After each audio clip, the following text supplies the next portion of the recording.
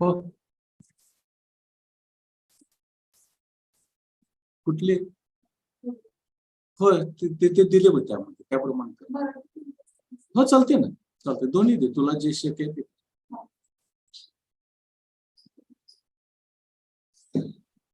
Chincholkar sir, library अहवाल किती तारीख आहे शेवटची?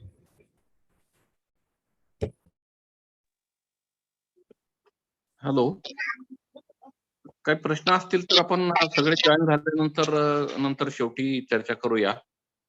लेक्चर झाल्यानंतर काय प्रश्न असतील विद्यार्थ्यांचे तर. ओके, ठीक आहे.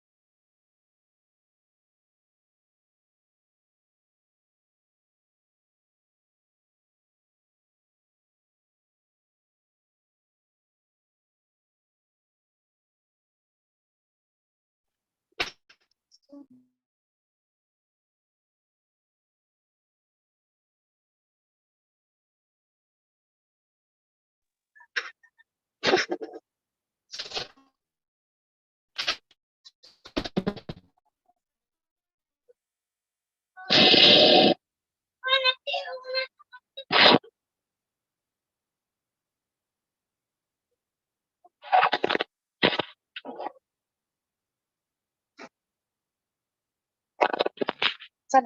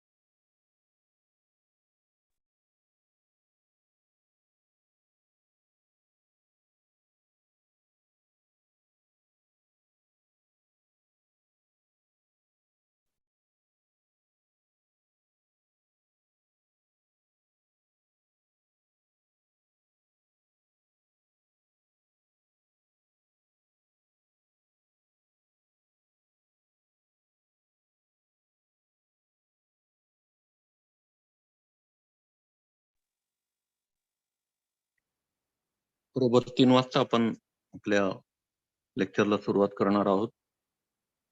आजचे मार्गदर्शक प्रोफेसर PS कांबळे सर हे जॉईन झालेले आहेत. पण आपल्या नियोजित वेळेनुसार बरोबर 3 वाजता आपण लेक्चरला सुरुवात करणार आहोत.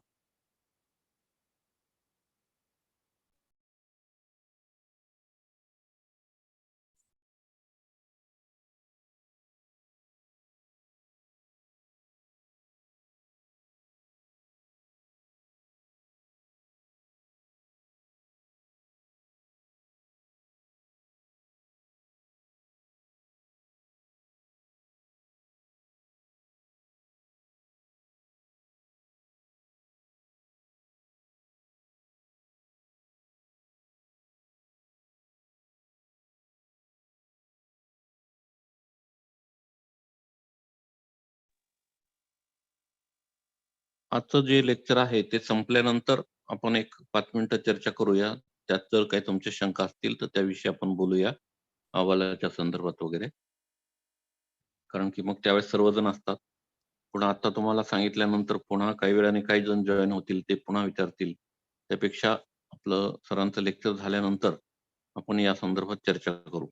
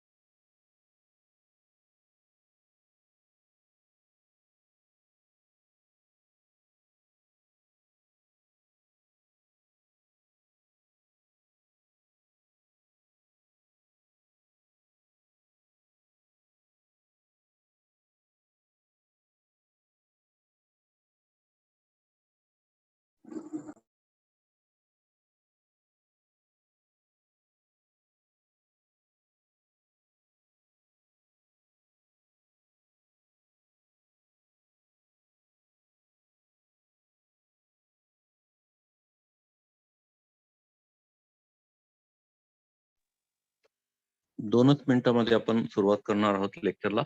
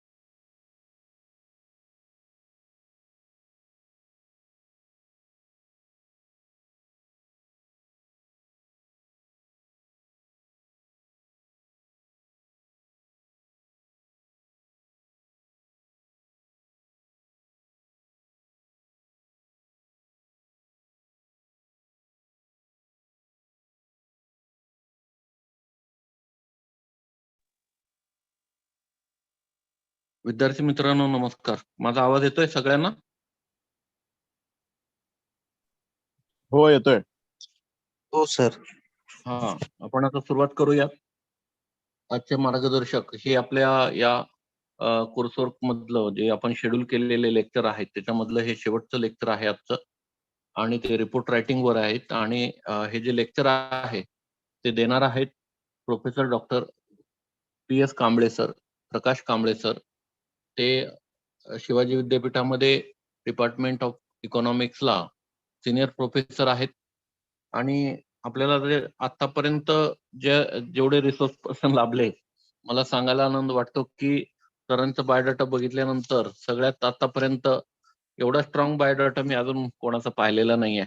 तर मी तुम्हाला त्यांच्याविषयी थोडंसं सांगतो की त्यांचं जे स्पेशलायझेशन आहे ते एन्व्हायरमेंटल रिसोर्स इकॉनॉमिक्स आणि पब्लिक इकॉनॉमिक्स हे त्यांचं स्पेशलायझेशन आहे. त्यांनी जे विद्यार्थ्यांना संशोधनासाठी मार्गदर्शन केलेलं आहे ते 13 एमफिल झालेले आहेत त्यांच्या मार्गदर्शनाखाली, आणि 2 विद्यार्थी सध्या एमफिल साठीचं काम करत आहेत. 16 विद्यार्थी पीएचडी झालेले आहेत आणि 5 विद्यार्थी पीएचडी साठी त्यांच्या मार्गदर्शनाखाली काम करत आहेत. एक अतिशय इनोव्हेटिव्ह आणि चांगली गोष्ट मला त्यांची जी वाटली तर ती म्हणजे की research project of environmental economics by students असे 300 प्रोजेक्ट त्यांनी केलेले आहेत. त्याचप्रमाणे PG diploma course in quantitative techniques, corporate governance and foreign trade याचे जे विद्यार्थी आहेत त्यांचे पण 150 जे हे आहेत रिसर्च प्रोजेक्ट त्यांनी केलेले आहेत, त्यांच्या मार्गदर्शनाखाली पूर्ण झालेले आहेत. तर हे असं विद्यार्थ्यांना मोटिवेट करून आणि त्यांच्या माध्यमातून एवढ्या मोठ्या प्रमाणामध्ये रिसर्च प्रोजेक्ट झाल्याचं मी पहिल्यांदाच पाहतो आहे. सरांचे जे पब्लिकेशन्स आहेत तर आतापर्यंत त्यांचे जे पब्लिश झालेले जे रिसर्च पेपर आहेत त्याच्यामध्ये 55 इंटरनॅशनल रिसर्च पेपर आहेत, 104 नॅशनल आहेत आणि स्टेट लेवलचे 45 आहेत. न्यूजपेपरमध्ये त्यांचे 130 पेक्षा अधिक आर्टिकल प्रसिद्ध झालेले आहेत. आणि ई कंटेंट डेव्हलपमेंट मध्ये सुद्धा त्यांनी 85 त्यांचे जे आहेत आर्टिकल्स जे आहेत तर ते किंवा युनिट्स असं आपल्याला म्हणता येईल की ते आतापर्यंत पब्लिश झालेले आहेत. त्यांनी ज्या कॉन्फरन्सेस मध्ये रिसर्च पेपर प्रेझेंट केले त्याच्यामध्ये 40 इंटरनॅशनल कॉन्फरन्स मध्ये रिसर्च पेपर प्रेझेंट केलेले आहेत. त्याचप्रमाणे नॅशनल 200 कॉन्फरन्स मध्ये रिसर्च पेपर प्रेझेंट केले आणि स्टेट लेवलच्या 60 कॉन्फरन्सेस मध्ये रिसर्च पेपर प्रेझेंट केलेले आहेत. 25 कॉन्फरन्स मध्ये त्यांनी सेशन चेअरमन म्हणून काम केलेलं आहे आणि 350 पेक्षा अधिक त्यांचे इन्व्हायटेड लेक्चर्स हे वेगवेगळ्या ठिकाणी झालेले आहेत. पुस्तकाच्या संदर्भामध्ये सुद्धा आकडा खूप मोठा आहे सरांचा. सरांनी स्वतः जी पुस्तकं जे ऑथर म्हणून पब्लिश केलेली आहेत तर ती 21 पुस्तकं आहेत. एडिटेड पुस्तकं 10 आहेत आणि 10 पुस्तकांमध्ये त्यांनी म्हणजे चॅप्टर्स त्याच्यामध्ये लिहिलेले आहेत. म्हणजे ज्याला असं आपण म्हणतो की आंतरराष्ट्रीय स्तरावर ज्याला मान्यता आहे अकॅडमिक क्षेत्रामध्ये, अशा काही अकॅडमिक व्हिजिट ज्या आहेत तर त्यांच्या जपानमध्ये 2दा त्यांना निमंत्रित करण्यात आलेलं होतं वेगवेगळ्या कॉन्फरन्सेससाठी आणि मलेशियामध्ये 3दा त्यांना आमंत्रित करण्यात आलेलं होतं. तर ते 3दा मलेशियात आणि 2दा जपानला जाऊन आलेले आहेत रिसर्च पेपर आमंत्रणावरून तिथे प्रेझेंट करण्यासाठी. ज्याला आंतरराष्ट्रीय स्तरावर मान्यता आहे अशा गुगल स्कॉलर मध्ये त्यांचे 173 सायटेशन आहेत आणि याची इंडेक्स जे आहे तो 5 आहे त्यांचा. आयटेन इंडेक्स आहे तो 2 आहे. याशिवाय रिसर्च गेट चे सायटेशन जे आहेत तर ते 49 आहेत. आणि याच्या व्यतिरिक्त इम्पॅक्ट फॅक्टर देखील ज्याचा 1 ते 7 आहे अशामध्ये त्यांचे रिसर्च पेपर पब्लिश झालेले आहेत. त्यांना अनेक पुरस्कार मिळालेले आहेत. त्यामध्ये चांगल्या रिसर्च पेपरसाठी जे पुरस्कार मिळालेले आहेत त्याच्यामध्ये कैलासवासी धनंजय गाडगीळ हे जे त्यांना 2दा मिळालेला आहे हा पुरस्कार. त्या व्यतिरिक्त व्ही एम दांडेकर पुरस्कार देखील त्यांना बेस्ट रिसर्च पेपर साठी मिळालेला आहे. त्यानंतर तो पण 2दा मिळालेला आहे.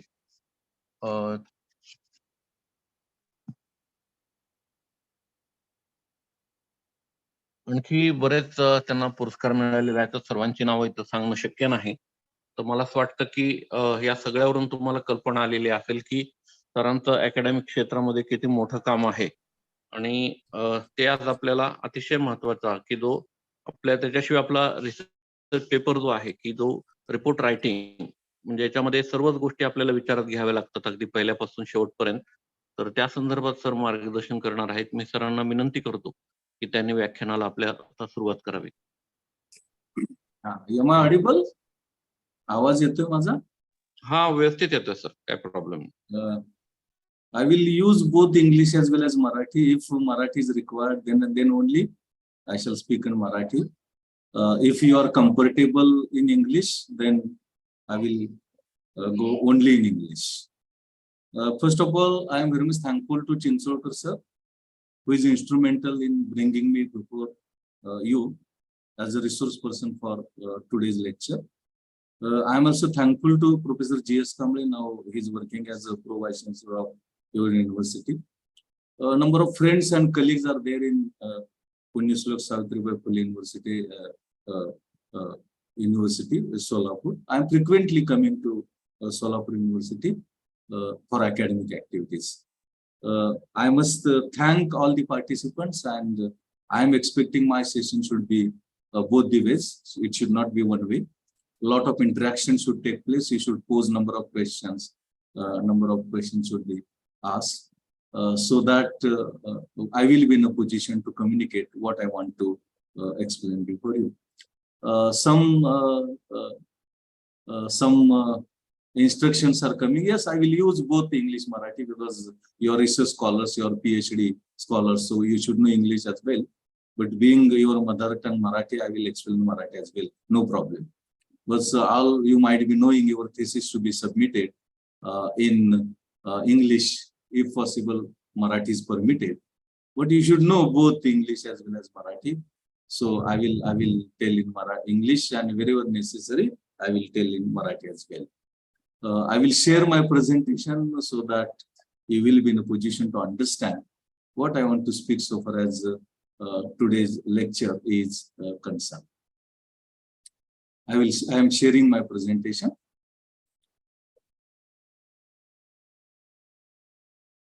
So is it visible? Is my presentation visible? Yes, sir. Yes. Okay, is it visible? Yeah, Slide is visible. moving. Slide is moving. Yes. Yes. Actually, report writing is a part of academic writing. Sound is clear? Sound is clear? Clear, Yes, sir. sir. Clear and audible. Yes. Report writing is a part of academic writing. And in academic writing, there are two parts. One is writing a good research paper, and another is report writing. Taking into account time constraint, if possible, I will also try to touch upon writing a good research paper.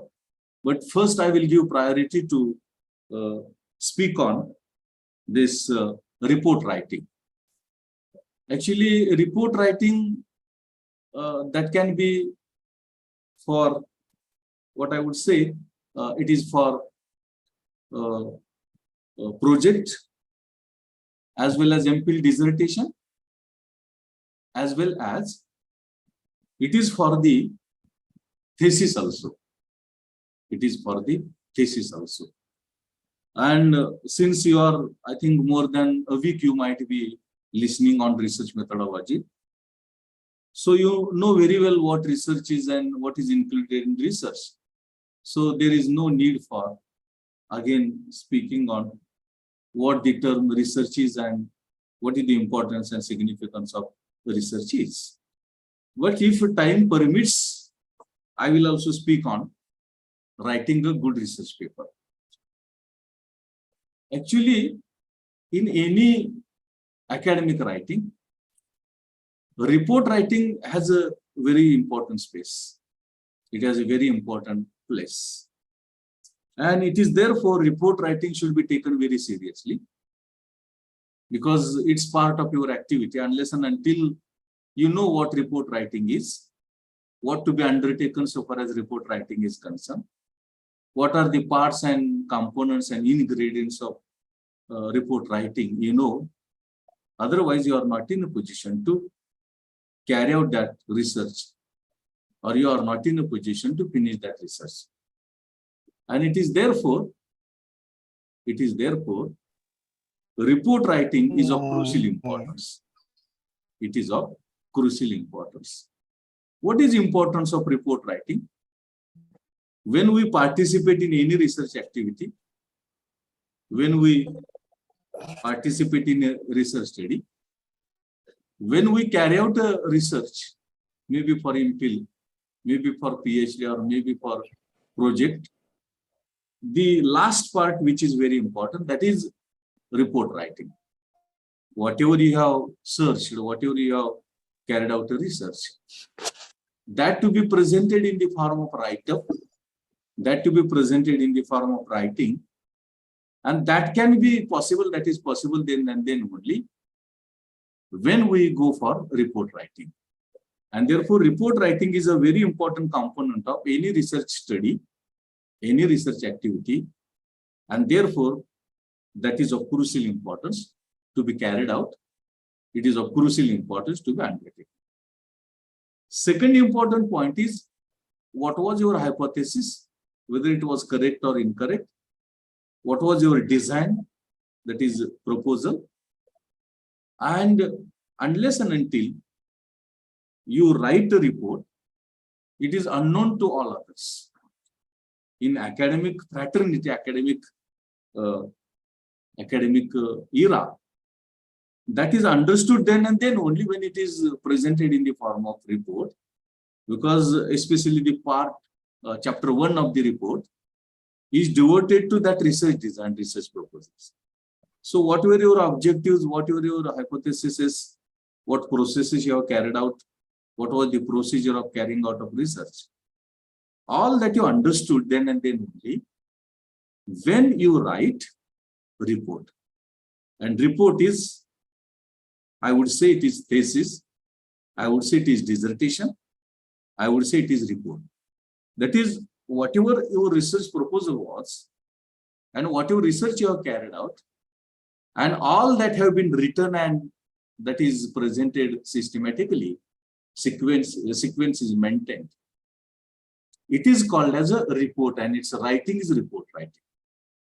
So report is the document which carries out or which incorporates all research activities that you have carried out, maybe for a doctoral research, maybe for MPhil dissertation, or maybe your project, for project maybe. That is report writing. Next is, this report writing enables us the purpose for which you involved in research, it is realized or not. It is achieved or not. Because the document of report writing that tells us that to what extent you have given justice to your research topic, and how you have carried out, and whether the research you have carried out is up to the mark or not. So what the purpose for which you carried out, suppose you are working for PhD degree, unless and until the thesis is ready and it is submitted to the university, you are not in a position to get that PhD degree. And it is therefore this purpose of research, whether it is served or not, that is known to the society, known to the academic field, then and then only when you participate in research, when you prepare a report, when your report is ready. Then report writing is necessary to get a knowledge about your research topic, your research. What your research you have carried out is the knowledge regarding that. What was that topic? What is significance of that topic? What is importance of that topic? That you get acquainted with, that you get equipped with. Chinsolkar sir, please mute who is speaking. That disturbs me. Please mute all except me. Yes, sir. Because that is disturbing. So unless and until you prepare a report, the knowledge of your topic, the knowledge of your study, the significance, importance of study is not being undertaken. It is not known. And it is therefore report writing, that is thesis writing, report writing, project writing, dissertation writing is of greater importance. It is of crucial importance. The very important part is a report is part and parcel of any research. Your research is visualized. Your research is seen. It has existence. It has presence. Then and then only when report is prepared, when thesis is prepared, when dissertation is prepared, when research project is prepared. And it is therefore part and parcel of, your research activity, and therefore it is obligatory. You are working for your research 3 years, 4 years, 5 years, but you are unable to prepare a thesis or report, your research has no meaning at all. What you have done, what you have carried out, what you have undertaken, what activities you have incorporated, what you have done during the entire 3, 4, 5 years you have spent, that is unknown to all of us. And that is known then and then only when a report is prepared. And therefore, report is a part and parcel of any research activity, any research project. Now, this report writing is a very important part because that is the last stage or last step of your research. When initially you prepare a proposal, you finalize a topic, you prepare a proposal, you collect data, process data, analyze data, and last is writing a report. And that report writing is the last stage of your research, which requires number of skills. Number of skills are required to carry out research. And through these skills, whatever you have done or you do, that to be presented in the form of a document. And that document is a research. It is a report writing. Now, this report writing goes through different stages. The report writing has certain stages. Number one is logical analysis. Research is logical. It goes through step by step. It goes through stage by stage.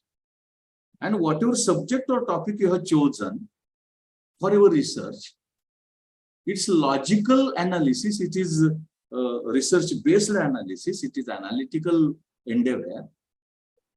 So that is required so as to prepare a report.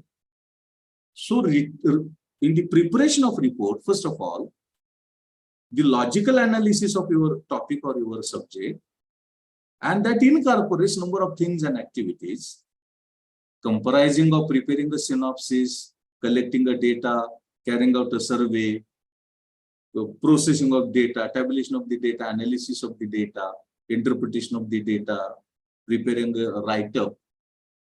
Through this number of stages it goes through. And whatever the logical analysis you carry out, logic is a social science. But logic is more scientific and systematic. And therefore, logic is a must. It should be logical. Research should be logical. Your report writing should be based on logics. And therefore, in the first stage, your preparation of the proposal, carrying out of the data, collection of the data, processing of data, field survey, analysis of data, their logical analysis is required. So first stage is logical analysis. Then second is outline of the project, outline of the report. In the outline of the report, through what chapters, through what stages your report will go through. Your report will go. What will be chapter number 1? What will be chapter number 2? What will be the total number of chapters or units, chapters in your thesis, in your dissertation, in your research project? That you have to first of all prepare. And first of all, you carry out a analysis. Kamble sir. बरेच Yes. मुलं मराठी मीडियमची पण आहेत, तर Yes, थोडंसं yes, I will- मराठीतून सांगायचं request Yes, करतात yes, मुलं. yes. I will explain in Marathi as well. Don't worry. I will explain both English as well as Marathi. Don't worry. First of all, I will touch upon. I will present in English and simultaneously I will present in Marathi as well. Don't worry, sir. No problem in speaking Marathi. Step by step, I will go through. So, what your topic is finalized, what your data, primary, secondary is required, collected. It is processed, it is analyzed, and it is logically presented. This is the first stage of your report writing. In the second stage, whatever outline you have prepared, within the outline of report, you have to write the report. Chapter 1 is this one, chapter 2 is this one, chapter 3 is this one, chapter 4 is this one, chapter 5 is this one. Within the outline you have prepared, within the framework you have prepared of the project, you have to prepare that report in the second stage. In the third stage, rough or draft of the report. It requires to write number of times, several times. In 1 or 2 times, it's not possible. Because research is very in-depth and it's very extensive, intensive activity. So in one writing, 2 writing, it is not possible. So in the second writing, you have to write a rough draft of that thesis, rough draft of that report, rough draft of that dissertation, rough draft of that, what I would say, a research project. This is in third stage. In third stage, fourth stage, whatever rough draft of the report we have prepared, it requires rewrite, it requires polishing. It requires rewrite, it requires polishing.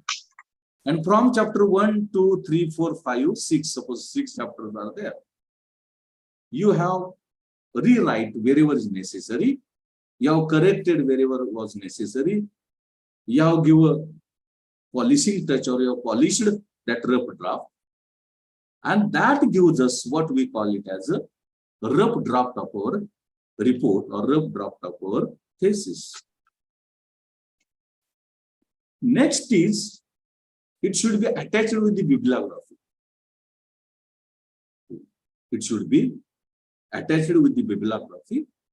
And bibliography comprising of books is there, journal articles is there, reports are there, websites are there.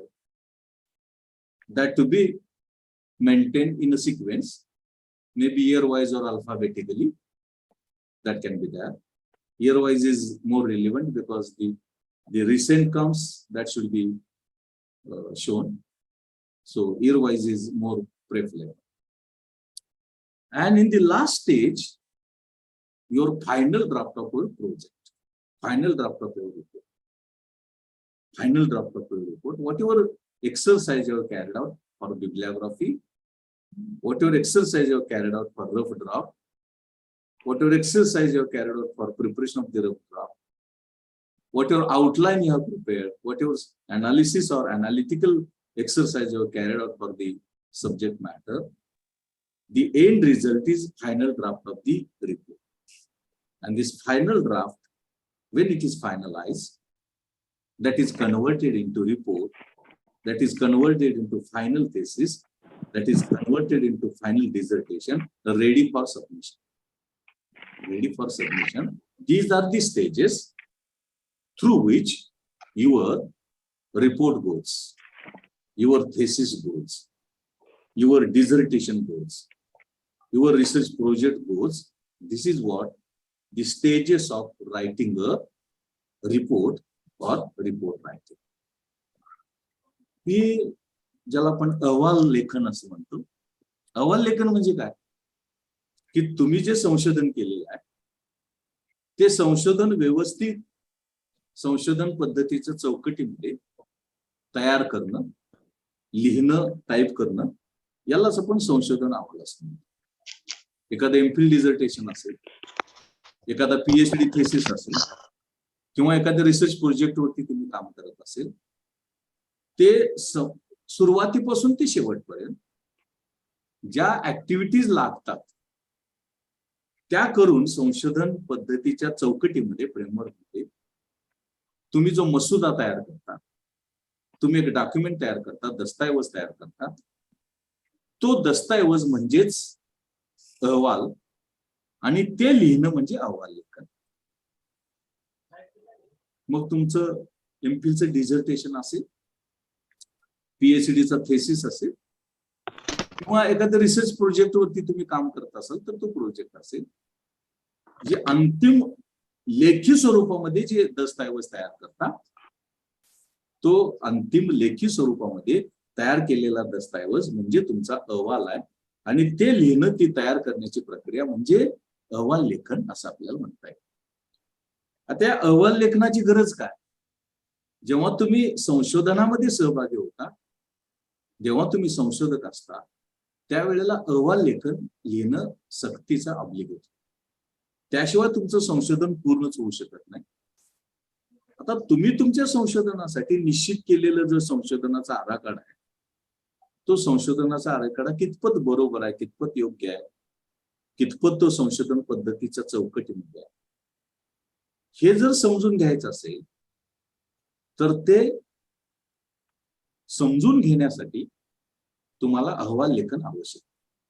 कारण तुम्ही अहवाल लेखन केल्यानंतरच समोरचा माणूस तो वाचेल, समोरचा परीक्षक असेल, विद्यार्थी असेल, संशोधक असेल किंवा आणि कोण असेल, ते वाचू शकेल आणि त्यातूनच मग कळू शकेल की बाबा तुमचं जो संशोधन आराखडा होता तो बरोबर होता, उद्दिष्ट बरोबर होती, आवश्यक माहिती, आवश्यक गोळा केलेली माहिती बरोबर आहे, त्यावरती केलेली प्रक्रिया विश्लेषण बरोबर आहे. हे तेव्हा कळू शकतं जेव्हा तुम्ही अहवाल लिहिता. आणि म्हणून अहवाल लिहिणं महत्वाचं आहे.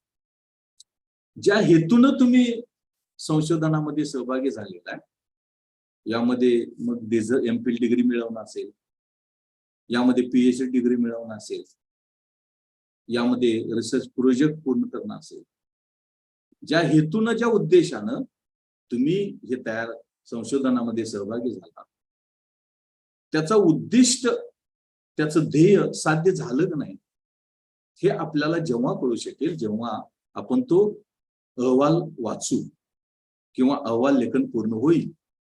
आणि म्हणून ज्या उद्देशाने, ज्या उद्दिष्टाने तुम्ही संशोधनामध्ये सहभागी झाला, ते कितपत साध्य झालेलं आहे ते समजून घेण्यासाठी हा अहवाल लिहिणं आवश्यक आहे, अहवाल लिहिणं गरजेचं आहे असं आपल्याला म्हणता येतं. या अहवालामध्ये तुम्ही गोळा केलेली माहिती प्राथमिक, दुय्यम, त्याचं केलेलं अनालिसिस आणि त्यामधून तुम्हाला मिळालेले रिझल्ट, याची जी माहिती ज्ञान आहे, ती माहिती ज्ञान दुसऱ्याला, एखादा विद्यार्थी, संशोधक असेल, एखादे शिक्षक असेल, त्याला याच वेळेला कळेल की जेव्हा तुमचा अहवाल तयार होईल, हा थेसिस तयार होईल, हा डिझर्टेशन तयार होईल, हा प्रोजेक्ट तयार होईल.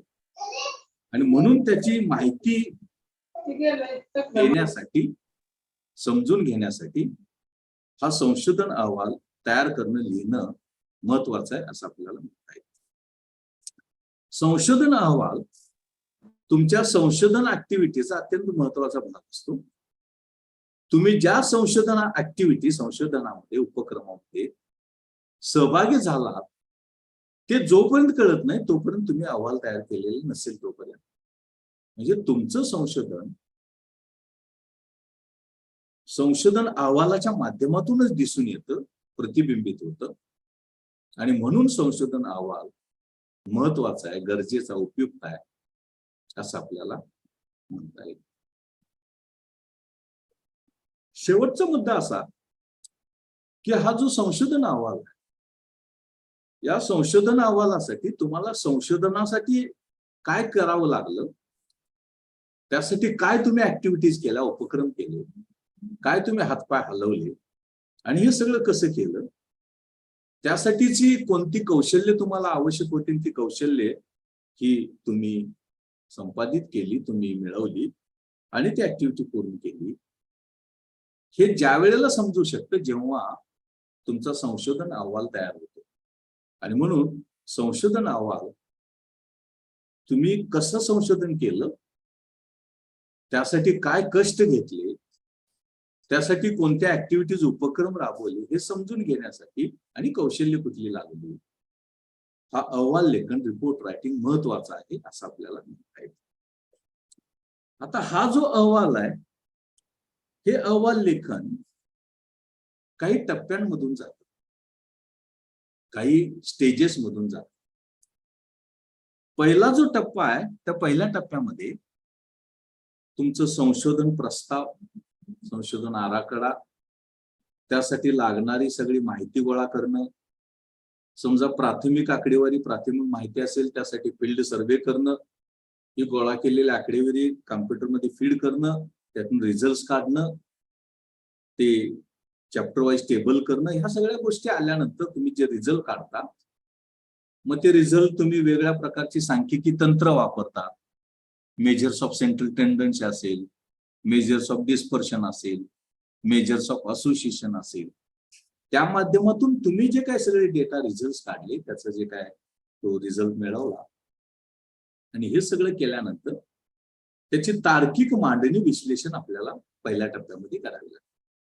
पहिल्यांदा आकडेवारी गोळा करणं, टेबल तयार करणं, उद्दिष्टाप्रमाणे आकडेवारी गोळा करणं, हायपोथेसिसला लागणारी आकडेवारी गोळा करणं, प्राथमिक असेल दुय्यम असेल ती गोळा करणं, टेबल तक्ते तयार करणं, अनालिसिस क्वांटिटेटिव्ह टेक्निकचा वापर करणं अनालिसिससाठी, मग मीन मोड मेडियन असेल, कोरिलेशन रिग्रेशन असेल, standard deviation coefficient of variation असेल, काय पण असू शकेल. हे सगळं करण्यासाठी तुम्हाला पहिल्यांदा ते गोळा करणं, त्याची मांडणी करणं, टेक्निक्स वापरणं, रिझल्ट काढणं आणि त्याचं तार्किक विश्लेषण करणं. पहिल्या चॅप्टरमध्ये काय केले, दुसऱ्या चॅप्टरमध्ये काय केले, तिसऱ्या चॅप्टरमध्ये काय केले, डेटा कुठला गोळा केला, प्रायमरी सेकंडरी कसा गोळा केला, त्याचे स्रोत काय, नेमकं तुम्हाला कुठले रिझल्ट पाहिजेत, कोणती टेक्निक्स तुम्ही वापरलेले आहेत, हे सगळं पहिल्या टप्प्यामध्ये तुम्हाला करावं. दुसऱ्या टप्प्यामध्ये तुम्ही हे जे माहिती गोळा केली, आकडेवारी प्राथमिक दुय्यम, ती चॅप्टर वाईज प्रकरण वाईज लावली, त्याचे रिझल्ट काढले, त्याचे इंटरप्रिटेशन केलं, आवश्यक रेफरन्सेस घेतले, सायटेशन दिले, त्याचे रेफरन्सेस चॅप्टरच्या शेवटी दिले. हे करण्याचं एक आउटलाईन, एक प्रारूप आहे, एक रचना आहे. ते प्रारूप तुम्हाला दुसऱ्या टप्प्यामध्ये करावं लागतं. प्रारूप म्हणजे तुमच्या त्या अहवाल लेखनाची रचना, अहवाल लेखनाचं आउटलाईन. यामध्ये प्रकरण पहिलं हे असेल, प्रकरण दुसरं हे असेल, प्रकरण तिसरं हे असेल, प्रकरण चौथं हे असेल, प्रकरण पाचवं हे असेल, प्रकरण सहावं हे असेल, सुरुवातीला इंडेक्स असेल, बाकीच्या गोष्टी असतील, नंतर मी सांगेन. तर हे त्याचं एक आउटलाईन, एक त्याची फ्रेमवर्क तयार करणं हा दुसरा टप्पा. त्याची फ्रेमवर्क तयार करणं, आउटलाईन तयार करणं हा दुसरा टप्पा. तिसऱ्या टप्प्यामध्ये त्याचा जो कच्चा मसुदा आहे तो कच्चा मसुदा तयार करायचा असतो. म्हणजे सिनॉप्सिस प्रमाणे, संशोधन आराखड्याप्रमाणे, त्या सिक्वेन्सनं, त्या क्रमानं आकडेवारी प्राथमिक दुय्यम, त्याचं टेबल, त्याचं ऍप्लिकेशन, रिझल्ट, हे सगळं आणि त्याचं इंटरप्रिटेशन अनालिसिस, हे अंतर्भाव असलेला कच्चा मसुदा तुम्हाला तिसऱ्या टप्प्यामध्ये तयार करायचा.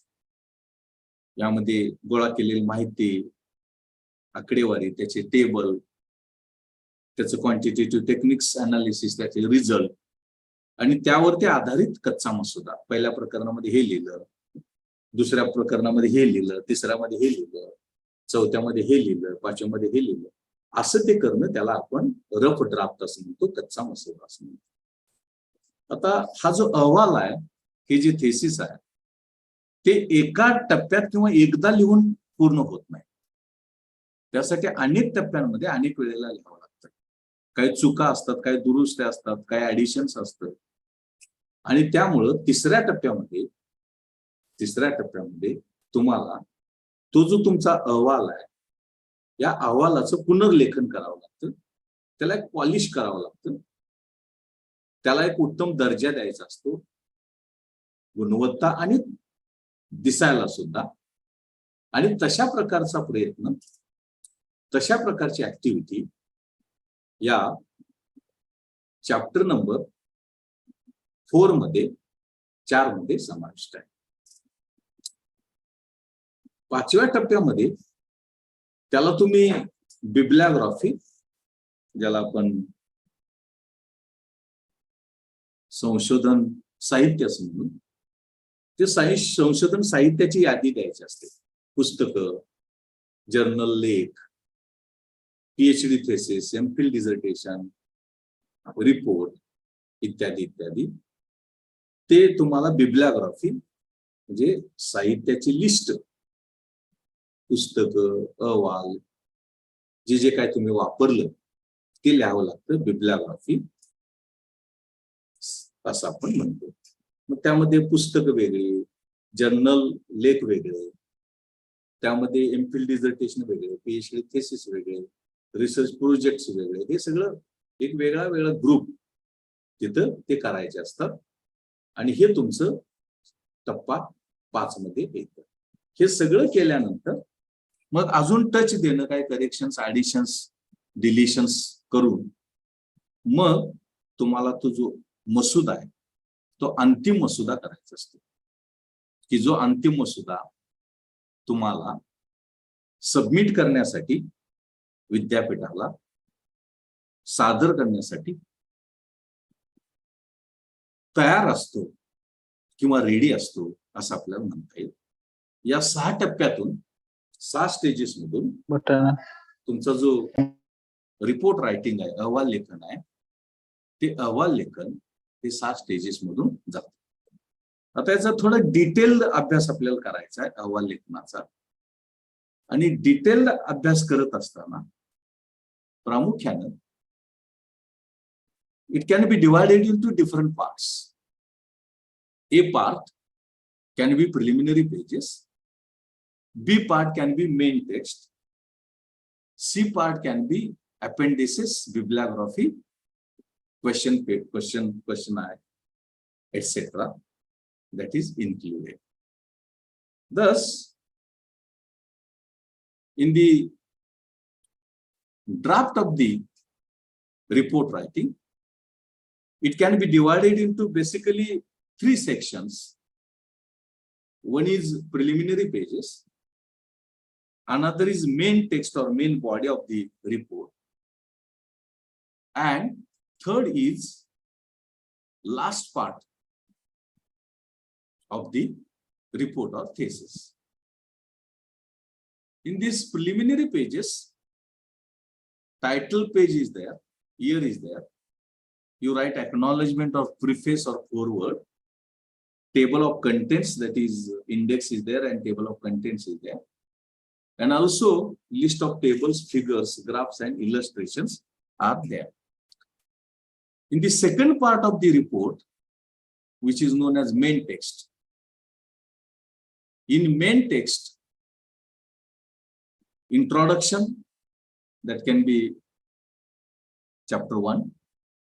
Research methodology can be chapter 2. Review of research literature can be chapter 4. Results, data results and analysis can be chapter number 4. Findings and suggestions can be chapter number 5. Some also give policy implications.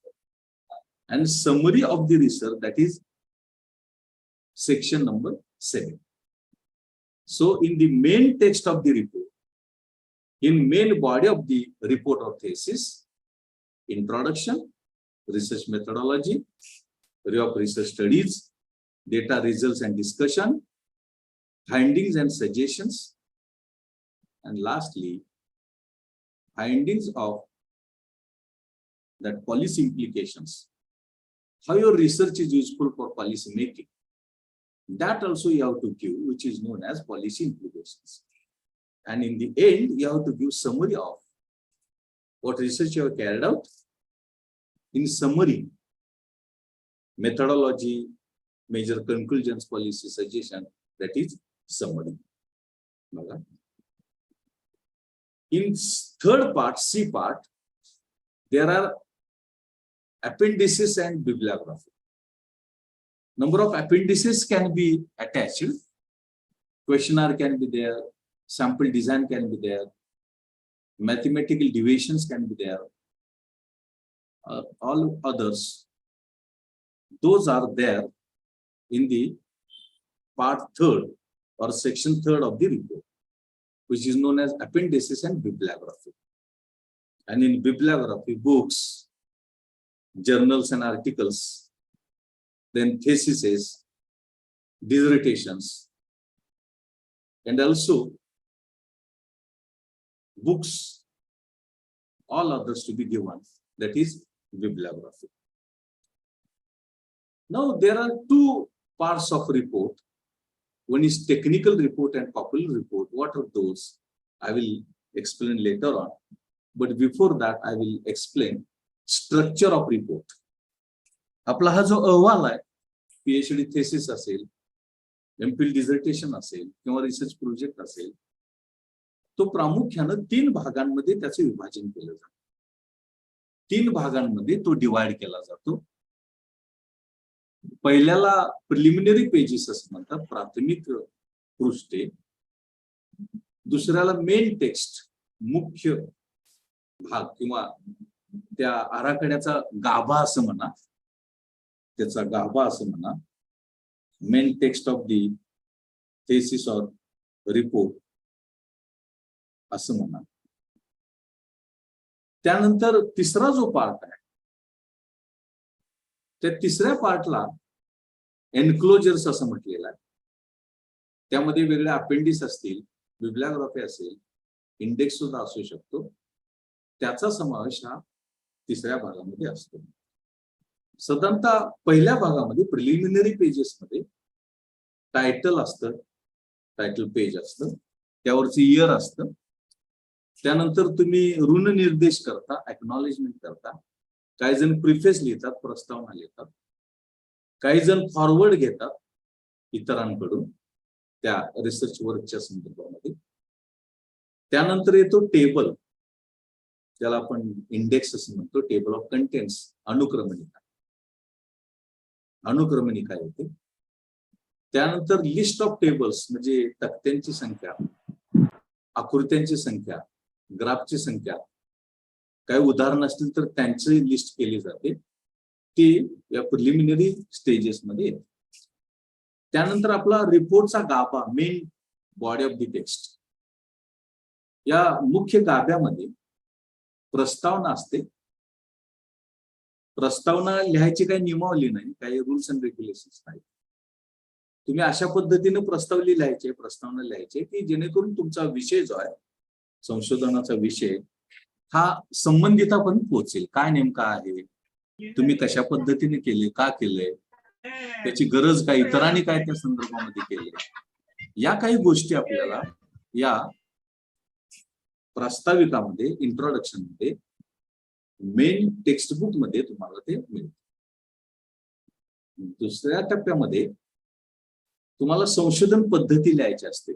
तुमची उद्दिष्ट काय, तुमचा hypothesis काय, तुम्ही कुठल्या प्रकारची माहिती आकडेवारी गोळा केली, सेकंडरी डेटा, दुय्यम आकडेवारी, प्राथमिक डेटा, प्रायमरी आकडेवारी, फील्ड सर्वे केला असेल तर तुमचं सॅम्पल डिझाईन काय, या सगळ्या गोष्टी तुमच्या रिसर्च मेथोडॉलॉजी मध्ये येतात. म्हणजे रिसर्च मेथोडॉलॉजी मध्ये तुमचं हे संशोधन कुठल्या प्रकारचं आहे, तुम्ही कुठल्या प्रकारचा डेटा किंवा आकडेवारी वापरली, सेकंडरी डेटा असेल तर तो कुठल्या मार्गाने गोळा केला, प्राथमिक डेटा असेल तर तुमचं सॅम्पल डिझाईन काय, तो कशा पद्धतीने गोळा केला, हे सगळं तुम्हाला रिसर्च मेथोडॉलॉजी, संशोधन पद्धतीमध्ये लिहायचे. त्यानंतर रिव्ह्यू ऑफ रिसर्च लिटरेचर, संशोधन साहित्याचा आढावा. तुमचा PhDचा थेसिस असेल तर किमान 50 रिसर्च स्टडीचा आढावा घ्यावा लागतो. तुमचं MPhil डिझर्टेशन असेल तर किमान 30 स्टडीचा आढावा घ्यावा लागतो. तुमचा रिसर्च प्रोजेक्ट असेल तर किमान 50 स्टडीचा आढावा घ्यावा लागतो. त्याचं आढावा, रिव्ह्यू हा घेणं इथं त्यामध्ये अपेक्षित आहे. चौथ्या भागामध्ये, या मुख्य बॉडीमध्ये रिझल्ट असं म्हटलेलं आहे. म्हणजे तुम्ही जो डेटा गोळा केला, प्रायमरी, सेकंडरी, तुम्ही त्याचे टेबल्स तयार केले, तक्ते तयार केले, त्यावरती क्वांटिटेटिव्ह टेक्निक्स वापरले, अप्लाय केले, रिझल्ट काढले आणि हे सगळं तुमचं रिझल्ट मध्ये चौथ्या भागामध्ये येतं. त्या चौथ्या भागामध्ये तुम्ही काढलेले रिझल्ट, त्याचे इंटरप्रिटेशन, अनालिसिस, टेबल वाईज सगळं ते येतं प्रकरण 4 मध्ये किंवा मुख्य भागामध्ये, चौथ्या भागामध्ये. त्यानंतर 5व्या भागामध्ये तुमचे फाइंडिंग्स येतात आणि तुमच्या सूचना, सजेशन्स येतात. तुम्ही जे शोधून काढलं, जे तुम्ही शोधलं, जे तुमच्या लक्षात आलं की जे नवीन आहे, याच्या अगोदर ते माहित नव्हतं, आणि ते तुम्ही लिहिणं, ज्याला आपण रिझल्ट असं म्हणतो, ते रिझल्ट तिथे तुम्हाला मांडायचे असतात. तुमचे टेबल्स, तुम्ही वापरलेले क्वांटिटेटिव्ह टूल्स, टेक्निक्स, आणि मग त्याचं इंटरप्रिटेशन, अनालिसिस, हे त्या रिझल्ट मध्ये तुम्हाला येतं. तुमचे सगळे आकडेवारी, सगळे तक्ते, त्याचे रिझल्ट आपल्याला या रिझल्ट अंतर्गत येतात. मग एमफिल डिझर्टेशन असेल तर वेगळं, पीएचडी थेसिस असेल तर वेगळा, तुमचं प्रोजेक्ट असेल तर वेगळा, अशा पद्धतीनं हे त्यामध्ये अपेक्षित आहे. एक मुद्दा या अनुषंगानं विचारामध्ये घेणं आवश्यक आहे की तुम्ही जे रिव्ह्यू ऑफ लिटरेचर केलं, संशोधन साहित्याचा आढावा घेतला, त्या संशोधन साहित्याच्या आढाव्यामध्ये तुम्हाला रिसर्च गॅप शोधून काढावा लागतो.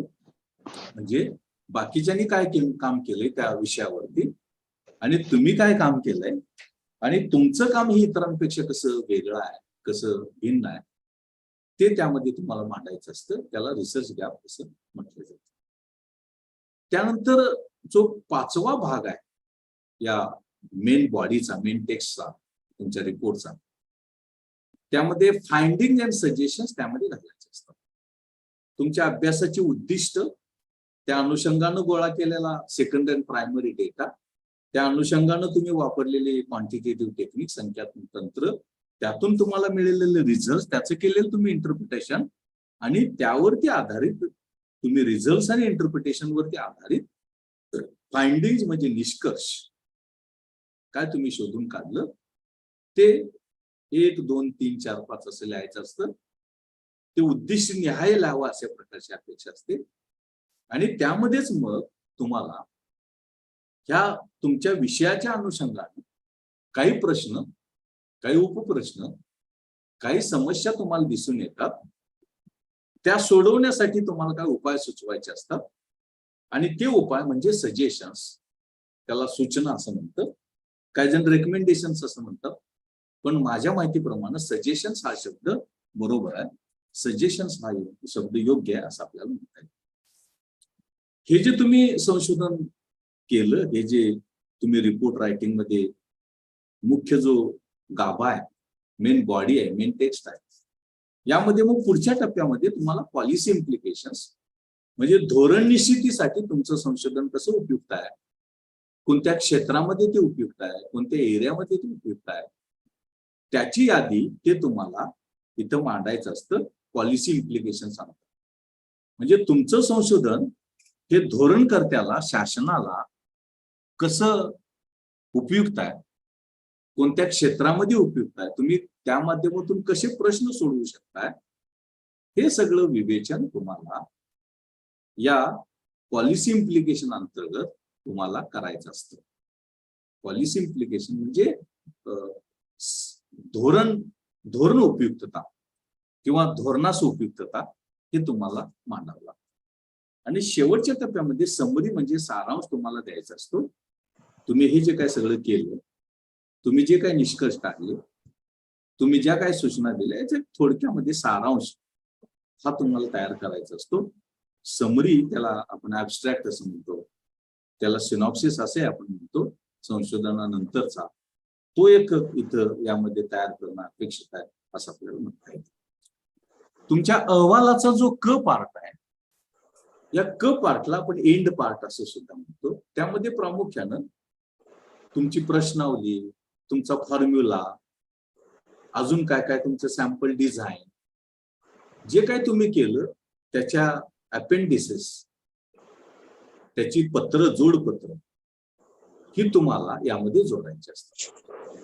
त्याचबरोबर बिब्लिओग्राफी जे साहित्य तुम्ही वापरलं, पुस्तक असतील, जर्नल्स असतील, रिपोर्ट असतील, डिझर्टेशन असेल, थेसिस असेल, वेबसाईट्स असतील, याची यादी तुम्हाला करायची असते. बिब्लिओग्राफी ज्याला आपण म्हणतो, ती बिब्लिओग्राफी शक्यतो नावानिशी केली जाते. नाव आणि वर्ष अशा पद्धतीने ती तयार केली जाते. मग पहिल्यांदा पुस्तक येतात, मग लेख आणि जर्नल येतात, मग थेसिस येतो, मग डिझर्टेशन असतं, मग अजून राहिलेल्या गोष्टी ह्या त्यामध्ये येत असतात. आणि अशा पद्धतीनं हा जो बिब्लिओग्राफी हा पाठ यामध्ये तुम्हाला दिसतो. आता तुमचं जे अहवाल आहे, संशोधन अहवाल, रिपोर्ट रायटिंग, या रिपोर्ट रायटिंगचे दोन प्रकार सांगितले जातात. Report is divided into two parts, or it is classified into two parts. One is known as technical report and another is known as popular report. Another is known as popular report. So report is divided or classified into two parts. One is technical report and another is known as popular report. Another is known as popular report.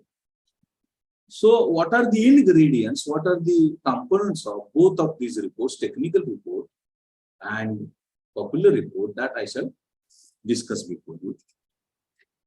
In technical report, what methods you have used, what assumptions you have used, and the detailed presentation of your findings, which is supported by the data. But at the same time, some limitations or weaknesses might be there. Those are to be incorporated, and this type of report, this form of report is known as technical report. That is, technical report comprises of research methods employed, assumptions you have assumed while carrying out the research, and the detailed presentation of tables, their result, their interpretation, analysis, findings, suggestions, conclusion, like that. It is known as technical report. It is known as technical report. This technical report has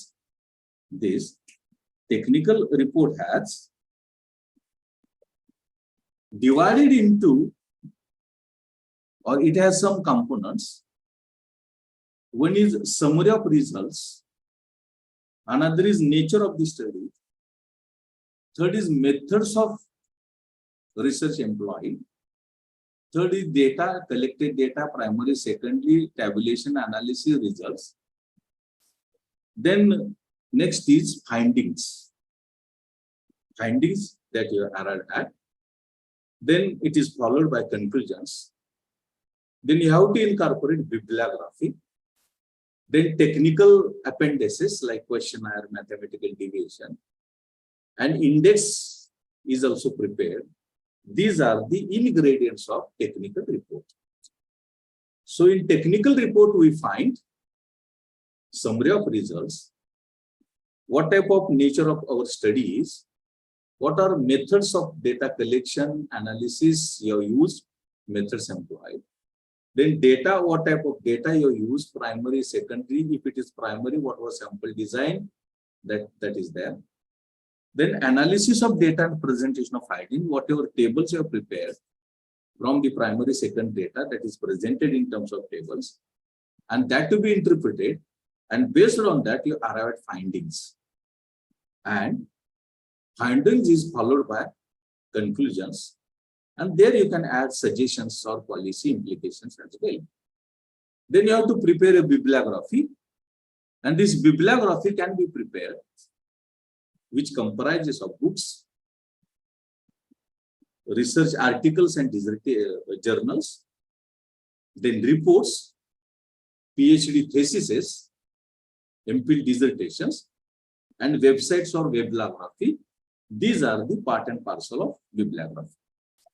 This bibliography is presented in three types, or there are three formats of presenting bibliography. One is American Psychological Association style, we call it as APA style.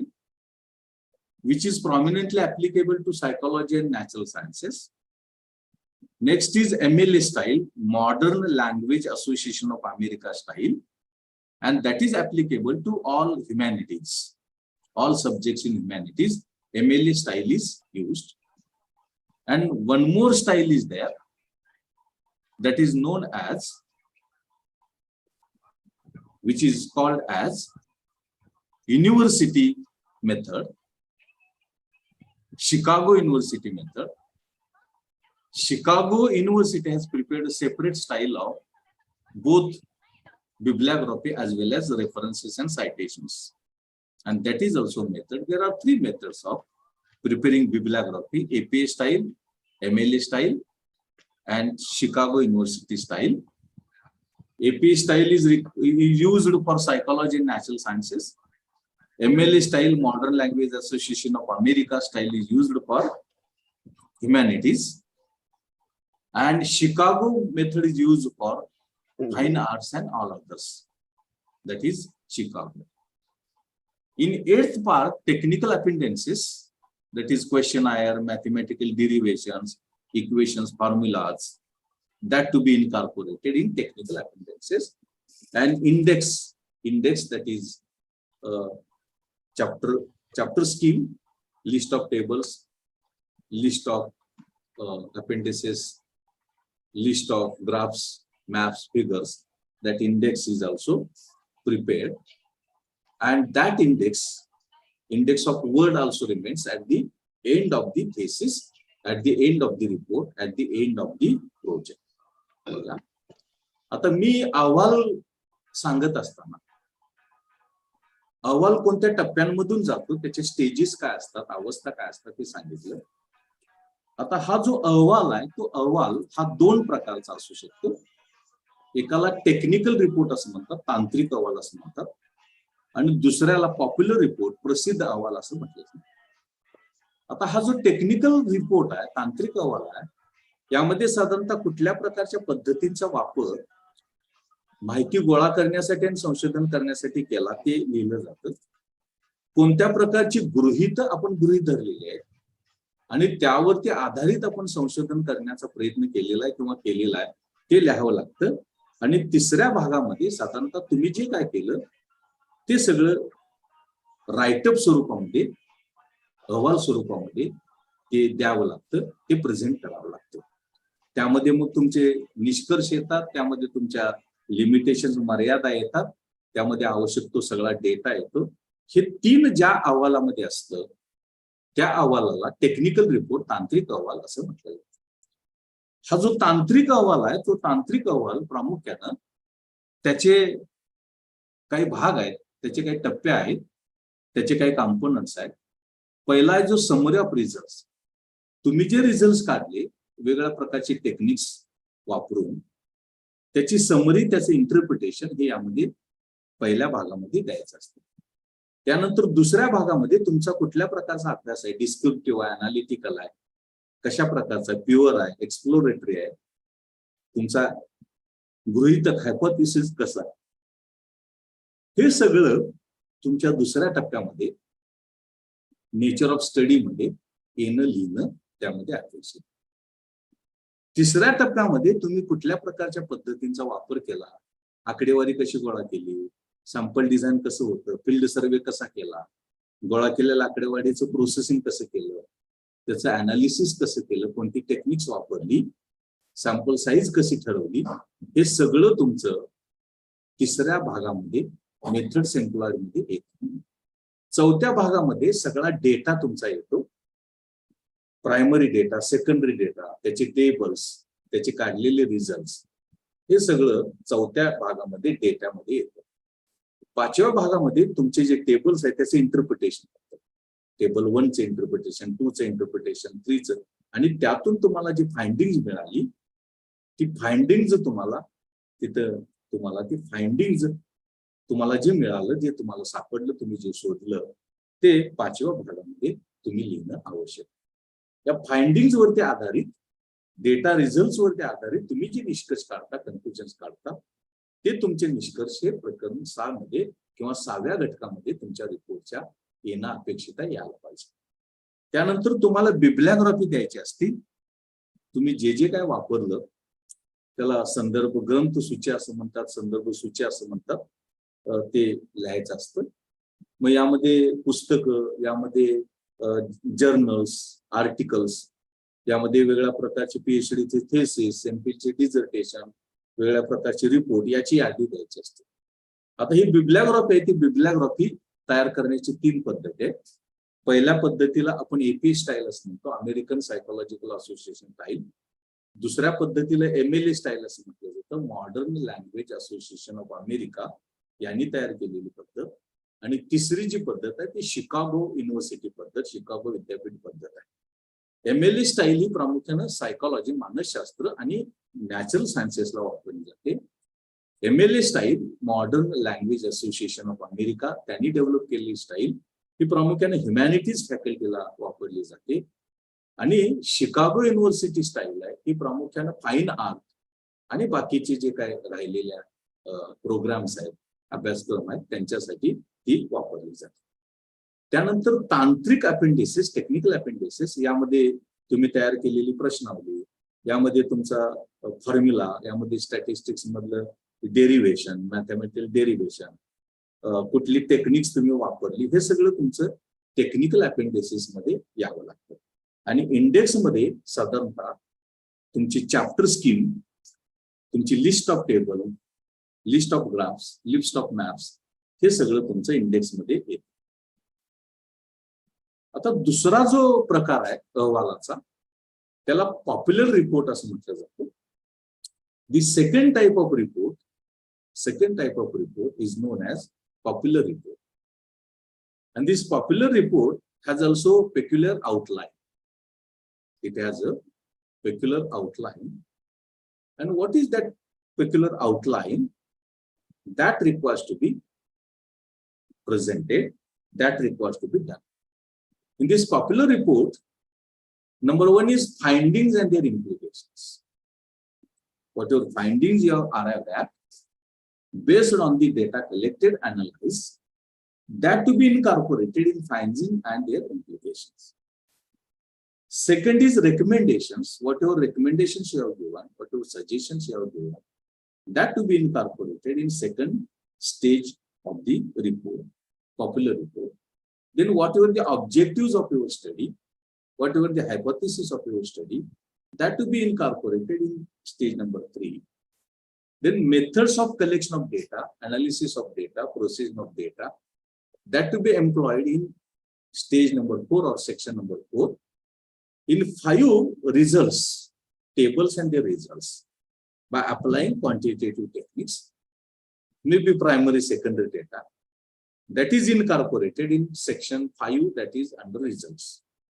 And in section 6, technical appendices, that is questionnaire, mathematical derivation, statistical formulas, that to be incorporated, sample design, that to be incorporated in technical appendices.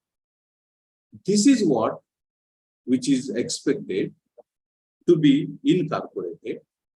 In addition to that, in this report, popular report, you have to give some technical specifications. What is your size of font? What is your space? Left, right, up, down? That to be written in the size and physical design. Then procedure you carried out for carrying out a research and preparing a report, that is in procedure. Layout, that is chapter scheme, that to be presented in part 3, layout. Then any quotations you have used, that to be given in stage 4. Footnotes, references, citations, that to be given in stage 5. Then in the 6th stage, your documentation, entire documentation comes, and that entire document comprises of how your research is carried out and how it is presented, how it is written. Then in this documentation, your thesis or report should be in one volume. Author's name, title, place, publication, that to be written. Then if it is in 2 volumes, then 2 volumes, author's name, title, place, date, number of volume, page number, that is there. In this third stage, work arrangement by alphabetically. It is to be presented alphabetically, and that is expected in stage number 3. Then references you have cited of journals, books, that is incorporated in stage 4. Then any collection of the references, then quotations, references, that to be written in stage number 6. Stage number 6. Then in stage number 7, case of multiple authorship, that to be incorporated, and that is part of this references, that is part 5. In 7, punctuations and abbreviations, it is part of English, and any short forms you have used, there are footnotes to be given, explanation to be given, and that is incorporated in 7th stage. In 9th stage, final draft of the thesis, final draft of the dissertation, that is incorporated in stage number 9. Then bibliography, again in AP style or MLA style or Chicago University style, books, journals and articles, reports, PhD theses, MPhil dissertations, etc. Preparation of index, you have to prepare index, that is contents, and contents incorporates chapter scheme, list of tables, list of graphs, list of maps, that is incorporated. Then what is length of your report, what is terminology you have used, technical terminology you use, their explanations are to be given. Charts, graphs, statistical tables are to be given. Then layout of the report, that is chapter 1, 2, 3, 4, 5, like that. Then you take care of grammatical mistakes. Whatever analysis that you carry out, that should be logical, that should be scientific, that should be systematic, that should be within the framework of research methodology. And yours should be original, and it is not copied, it is not imitated. Otherwise, there can be a problem of intellectual property right, that is plagiarism. Problem of plagiarism can be there. Then you can give policy implications or policy suggestions. Then appendices can be there, bibliography can be there, index can be there. These are the structure of what we call it as a popular report.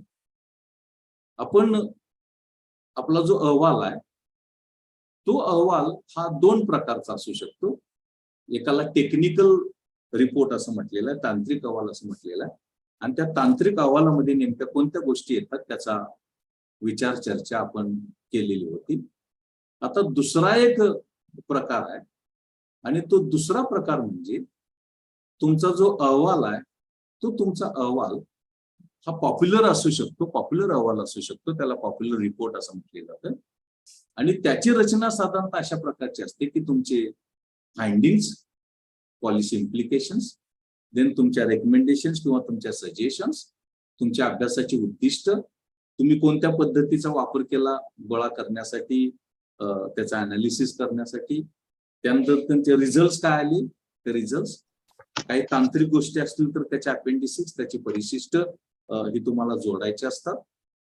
त्यानंतर काही तांत्रिक बाबी या विचारामध्ये घ्याव्या लागतात. Font size कुठली पाहिजे, फॉन्ट टाईप कुठला पाहिजे, स्पेस कुठला पाहिजे, वर, राईट, लेफ्ट, बिलो, ते तुम्हाला लिहायचं आहे. प्रोसिजर, तुम्ही जे संशोधन केलं त्यासाठी कुठली प्रक्रिया वापरली, कोणत्या स्टेजेस मधून गेला, हे प्रोसिजर मध्ये लिहायचं आहे. लेआउट म्हणजे तुमचा आउटलाईन तयार करायचा आहे, चॅप्टर स्कीम तयार करायचे, त्यानंतर तुम्ही जर कोटेशन देणार असाल तर ती कोटेशन विशिष्ट पद्धतीनं मांडावे लागतात. काही तुम्ही फुटनोट्स संदर्भ दिले असतील तर त्याच्या फुटनोट्स लिहायच्या असतात त्या पेजच्या खाली किंवा त्या चॅप्टरच्या शेवटी. त्यानंतर तुमचं जे डॉक्युमेंट आहे ते डॉक्युमेंट तुमचं ते तयार करायचं असतं, म्हणजेच तुमचा प्रोजेक्ट. मग यामध्ये तुमचा एका व्हॉल्यूम मध्ये असेल किंवा 2 व्हॉल्यूम मध्ये असेल. शक्यतो 1 व्हॉल्यूम मध्ये असलेलं बरं. 2 व्हॉल्यूम म्हणजे फार काय अतिरिक्त होतं, फार मोठं होतं. मग तुमचं नाव काय आहे, तुमच्या थेसिसचं नाव काय आहे, तुमचं इयर आणि प्लेस कुठला आहे, पब्लिकेशन कुठला आहे, आणि त्यामध्ये नंबर्स कसे तुम्ही दिलेले त्याची काय माहिती तुम्हाला द्यायची असते. जर 2 व्हॉल्यूम मध्ये असेल तर तशाच प्रकारे दुसऱ्या व्हॉल्यूम मध्ये सुद्धा तुम्हाला ते द्यायचं असतं. त्यानंतर तुम्ही कुठल्या लायब्ररीचा वापर केला, कुठल्या जर्नलचा वापर केला, ते सुद्धा व्यवस्थित तुमचं ते देणं अपेक्षित आहे. कोटेशन्स असतील तर तुम्ही ते देणं अपेक्षित आहे. इंग्रजीमधले पंक्च्युएशन बघायला पाहिजे, शॉर्ट फॉर्म दिले असतील तर ते बघायला पाहिजे, फुटनोट्स मध्ये ते सगळं द्यायला पाहिजे. त्यानंतर तुमचा ड्राफ्ट येतो, तुमचा मसुदा येतो, कच्चा मसुदा. मग त्या कच्च्या मसुद्यामध्ये सगळे येतं, प्रकरणांची रचना, पहिल्या प्रकरणामध्ये काय, दुसऱ्या प्रकरणामध्ये काय, तिसऱ्या प्रकरणामध्ये काय, चौथ्या प्रकरणामध्ये काय, पाचव्यामध्ये काय, अपेंडिक्सिस काय आहे, बिब्लिओग्राफी कशी आहे, क्वेश्चनरी कुठं आहे, हे सगळं येतं. मग तुम्ही त्यालाच बिब्लिओग्राफी जोडायची, पुस्तकं, थेसिस, डिझर्टेशन, रिपोर्ट्स लिहायचं. देन तुम्हाला इंडेक्स तयार करायचा असतो, टेबल ऑफ कंटेंट्स तयार करायचे असते. त्यानंतर तुम्ही काय संकल्पना वापरल्या असतील तर त्याचा अर्थ, टर्मिनॉलॉजी आणि त्याचा फुल फॉर्म सुद्धा द्यायचा असतो. तुमची list of chart, graphs, tables हे सुद्धा करायचं असतं. त्यानंतर तुम्ही इंग्रजी चेक करणं अपेक्षित आहे, ग्रामॅटिकल एरर असता कामा नये ते पण तुम्ही बघणं आवश्यक आहे. तुमचं सगळं अनालिसिस लॉजिकली तर्काधिष्ठित असायला पाहिजे हे त्यामध्ये अपेक्षित आहे. काय अपेंडिसेस असतील, जोडपत्र असतील तर ते जोडपत्र द्यायचे. तुमची बिब्लिओग्राफी, बुक्स, जर्नल्स, आर्टिकल्स, त्यानंतर थेसिस, रिपोर्ट्स याप्रमाणे करावं लागतं. इंडेक्स तुम्हाला करावं लागतं, अनुक्रम करावं लागतं. दुसऱ्या फॉर्मॅटमध्ये आपल्याला हा रिपोर्ट लिहिता येतो, त्याला पॉप्युलर रिपोर्ट असं म्हणतात. The actual practice, simpler form of report I am presenting before you. Simpler practice, the actual practice of preparing the report. I would say simpler, or in practice, how the report is being actually prepared. Number 1 is title page.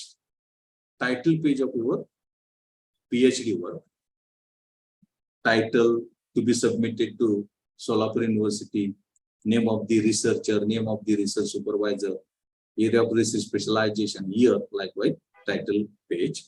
Then declaration of the student, declaration of the guide, certificate of the guide, then acknowledgement or preface, then there can be table or index. And in this table or index, chapter 1, 2, 3, 4, 5, 6, 7, 8, whatever may be that to be given. Then in that index, after that, list of tables, list of graphs, list of figures, then breakup of chapters. Chapter 1, their details. Chapter 2, their details. Chapter 3, chapter 4, chapter 5, that to be draft of that. Then bibliography, books, journals, articles, reports, theses, dissertations, websites or bibliography. And then appendix, questionnaire, any technical formula, equation like that. This is a what I would say, this is a popular or in practice framework of or outline of the report writing that is there. आता मी 2 प्रकारचे अहवाल सांगितले तुम्हाला. एकाला तांत्रिक अहवाल असं म्हटलं त्यांनी, टेक्निकल रिपोर्ट असं म्हटलं, आणि दुसऱ्याला पॉप्युलर रिपोर्ट असं म्हटलं. आणि त्याचे कंटेंट कसे असतात, त्याचे पार्ट कसे असतात, कुठल्या पार्टमध्ये काय नेमकं घातलं जातं, त्याचा ब्रेकअप कसा असतो, त्याचं सिक्वेन्सिंग कसं असतं, हे सगळं मी सांगण्याचा प्रयत्न केला. आता हे थोडंसं बाजूला आपण ठेवलं तर प्रत्यक्षामध्ये आपण जो अहवाल तयार करतो, प्रत्यक्षामध्ये आपण जो थेसिस तयार करतो, प्रत्यक्षामध्ये आपण जो डिझर्टेशन तयार करतो, प्रत्यक्षामध्ये जो संशोधन अहवाल तयार करतो तो कसा असतो प्रॅक्टिसमध्ये, त्याची रचना तुमच्या पुढे मी ठेवतोय. पहिल्यांदा टायटल पेज असतं तुमच्या, त्या टायटल असतो त्या संशोधन विषयाचं. मग कुठल्या विद्यापीठाला तुम्ही सादर करणार ते असतं. मग संशोधकाचं नाव असतं, कुठल्या फॅकल्टीमध्ये येतं ते पण येतं. मग सुपरवायझर किंवा गाईडचं नाव येतं. मग area of specialization, research specialization येतो, वेगवेगळे विषय, त्यामध्ये वेगळ्या ब्रांचेस. त्यानंतर इयर येतं 2022-23 काय असेल ते, हे टायटल पेज. त्यानंतर काय येतं, त्यानंतर येतं डिक्लरेशन ऑफ स्टुडंट, विद्यार्थ्यांना डिक्लरेशन द्यायचं असतं. त्यानंतर गाईडचं सर्टिफिकेट येतं. त्यानंतर अॅक्नॉलेजमेंट, ऋण निर्देशन म्हणतो, काय जण प्रिफेस म्हणतात, प्रस्तावना म्हणतात, ती त्यामध्ये द्यायची असते. मग तुमचा येतो कंटेंट्स किंवा अनुक्रमणिका. या अनुक्रमणिकेमध्ये तुम्हाला पहिल्यांदा चॅप्टर्स लिहावे लागतात. चॅप्टर 1 त्याचं title, page number. Chapter 2 title, page number. असं तुमचे 8 चॅप्टर्स असतील तर 1 ते 8 हे चॅप्टर्स लिहायचे आणि त्याचं कुठल्या पेज नंबरला आलंय ते लिहायचं. मग त्या इंडेक्समध्ये लिस्ट ऑफ टेबल्स तुम्हाला द्यायचे असते. इंडेक्स नंतर नेक्स्ट पेजवर म्हणा, चॅप्टर 1, 2, 3, 4, 5, 6, 8 झाल्यानंतर तुमची लिस्ट ऑफ टेबल द्यायची असते. बाबा 1.1 टेबल हा आहे, 1.2 टेबल हा आहे, 1.3 टेबल, असं ती list of table. List of graphs, तुमचे ग्राफ्स असतील, फिगर्स असतील तर त्याची लिस्ट द्यावी लागते ती नेक्स्ट पेजवर. मग तुम्हाला त्या अहवालामध्ये चॅप्टर वाईज तुमचं अनालिसिस येतं. चॅप्टर नंबर 1 मध्ये सगळं डिटेल येतं तुमचे. चॅप्टर नंबर 2 मध्ये सगळं डिटेल येतं, तुम्ही काय काय केलं ते. चॅप्टर 3 मध्ये तुमचं डिटेल येतं, कुठली डेटा गोळा केला, टेबल्स तयार केले, क्वांटिटेटिव्ह टेक्निक्स वापरले, इंटरप्रिटेशन केलं, हे सगळं त्याचं ब्रेकअप आणि त्याचं डिटेल्स येतात. हे 1 to 8 तुमचे 8 चॅप्टर असतील असं आपण गृहीत धरूया. मग येते बिब्लिओग्राफी, ग्रंथसूची किंवा संदर्भ ग्रंथसूची. मग यामध्ये पुस्तकं येतात, यामध्ये तुमचं PhD थेसिस येतो, MPhil डिझर्टेशन येतं, जर्नल्स अँड रिसर्च आर्टिकल्स येतात, हे लिहायचं असतं. आता ही बिब्लिओग्राफी तयार करताना मी मगाशी सांगितल्याप्रमाणे 3 पद्धतीने करता येते. APA स्टाईलमध्ये, अमेरिकन सायकोलॉजिकल असोसिएशन स्टाईलमध्ये, किंवा MLA स्टाईलमध्ये, modern language association of America स्टाईलमध्ये, आणि शिकागो युनिव्हर्सिटी स्टाईलमध्ये. साधारणतः APA स्टाईल सायकोलॉजी आणि नॅचरल सायन्सेससाठी वापरली जाते. MLA स्टाईल ही ह्युमॅनिटीसाठी वापरली जाते. आणि शिकागो युनिव्हर्सिटी स्टाईल ही फाईन आर्ट्स आणि बाकीच्या राहिलेल्या संशोधनासाठी वापरली जाते. मग त्यानंतर तुमचा अपेंडिक्स येतो, तुमची क्वेश्चनर किंवा तुमचा शेड्यूल येतो, हे सगळं तुमचं येतं. आणि मग हा जो रिपोर्ट आहे तो रिपोर्ट तुमचा तयार होतो. मग तो रिपोर्ट तुमचा MPhil डिझर्टेशन साठी असेल, तो रिपोर्ट तुमचा हा PhD थेसिस साठी असेल, किंवा तो रिपोर्ट तुमचा हा रिसर्च प्रोजेक्टचा असेल, तो अशा पद्धतीने येतो. मग एकदा का तुम्ही ते तयार केलं की मग तुम्हाला वेगवेगळ्या बॉडीज मधून जावं लागतं, वेगळ्या बॉडीज पुढे प्रेझेंट करावं लागतं. आपण असं गृहीत धरूया की आपला PhDचा थेसिस आहे. If it is PhD thesis, first of all, it goes into the RAC committee. Now it is RAC committee, the Research Advisory Committee. Previously it was scrutiny committee. That comprises of 3 experts and 1 guide. And before that committee, you have to present that draft of that thesis, draft of that report. And that committee goes through, that committee asks some questions, comment, queries. You have to answer them, you have to defend them. And if something is missed out, something is wrong, something sequencing is not there, citations and references are not there, bibliography is not proper, tabulation is not proper, data update is not proper, data analysis is not proper, that RAC committee gives suggestions. In RAC committee, 3 members are there, especially head of the department is chairman of that committee, and which is supported by 2 experts, especially from the department. And guide of that candidate is also member of that committee. Previously it was scrutiny committee, now it is Now it is Research Advisory Committee, and you have to give your presentation in the form of PPT. 15 minutes, 20 minutes, 30 minutes, whatever time is allotted by that organizing or by the department, and that to be presented. Then discussion takes place. Questions are asked to you as a researcher. Some queries, some weaknesses are identified. Some comments are given, suggestions are given, and those are to be incorporated in that draft.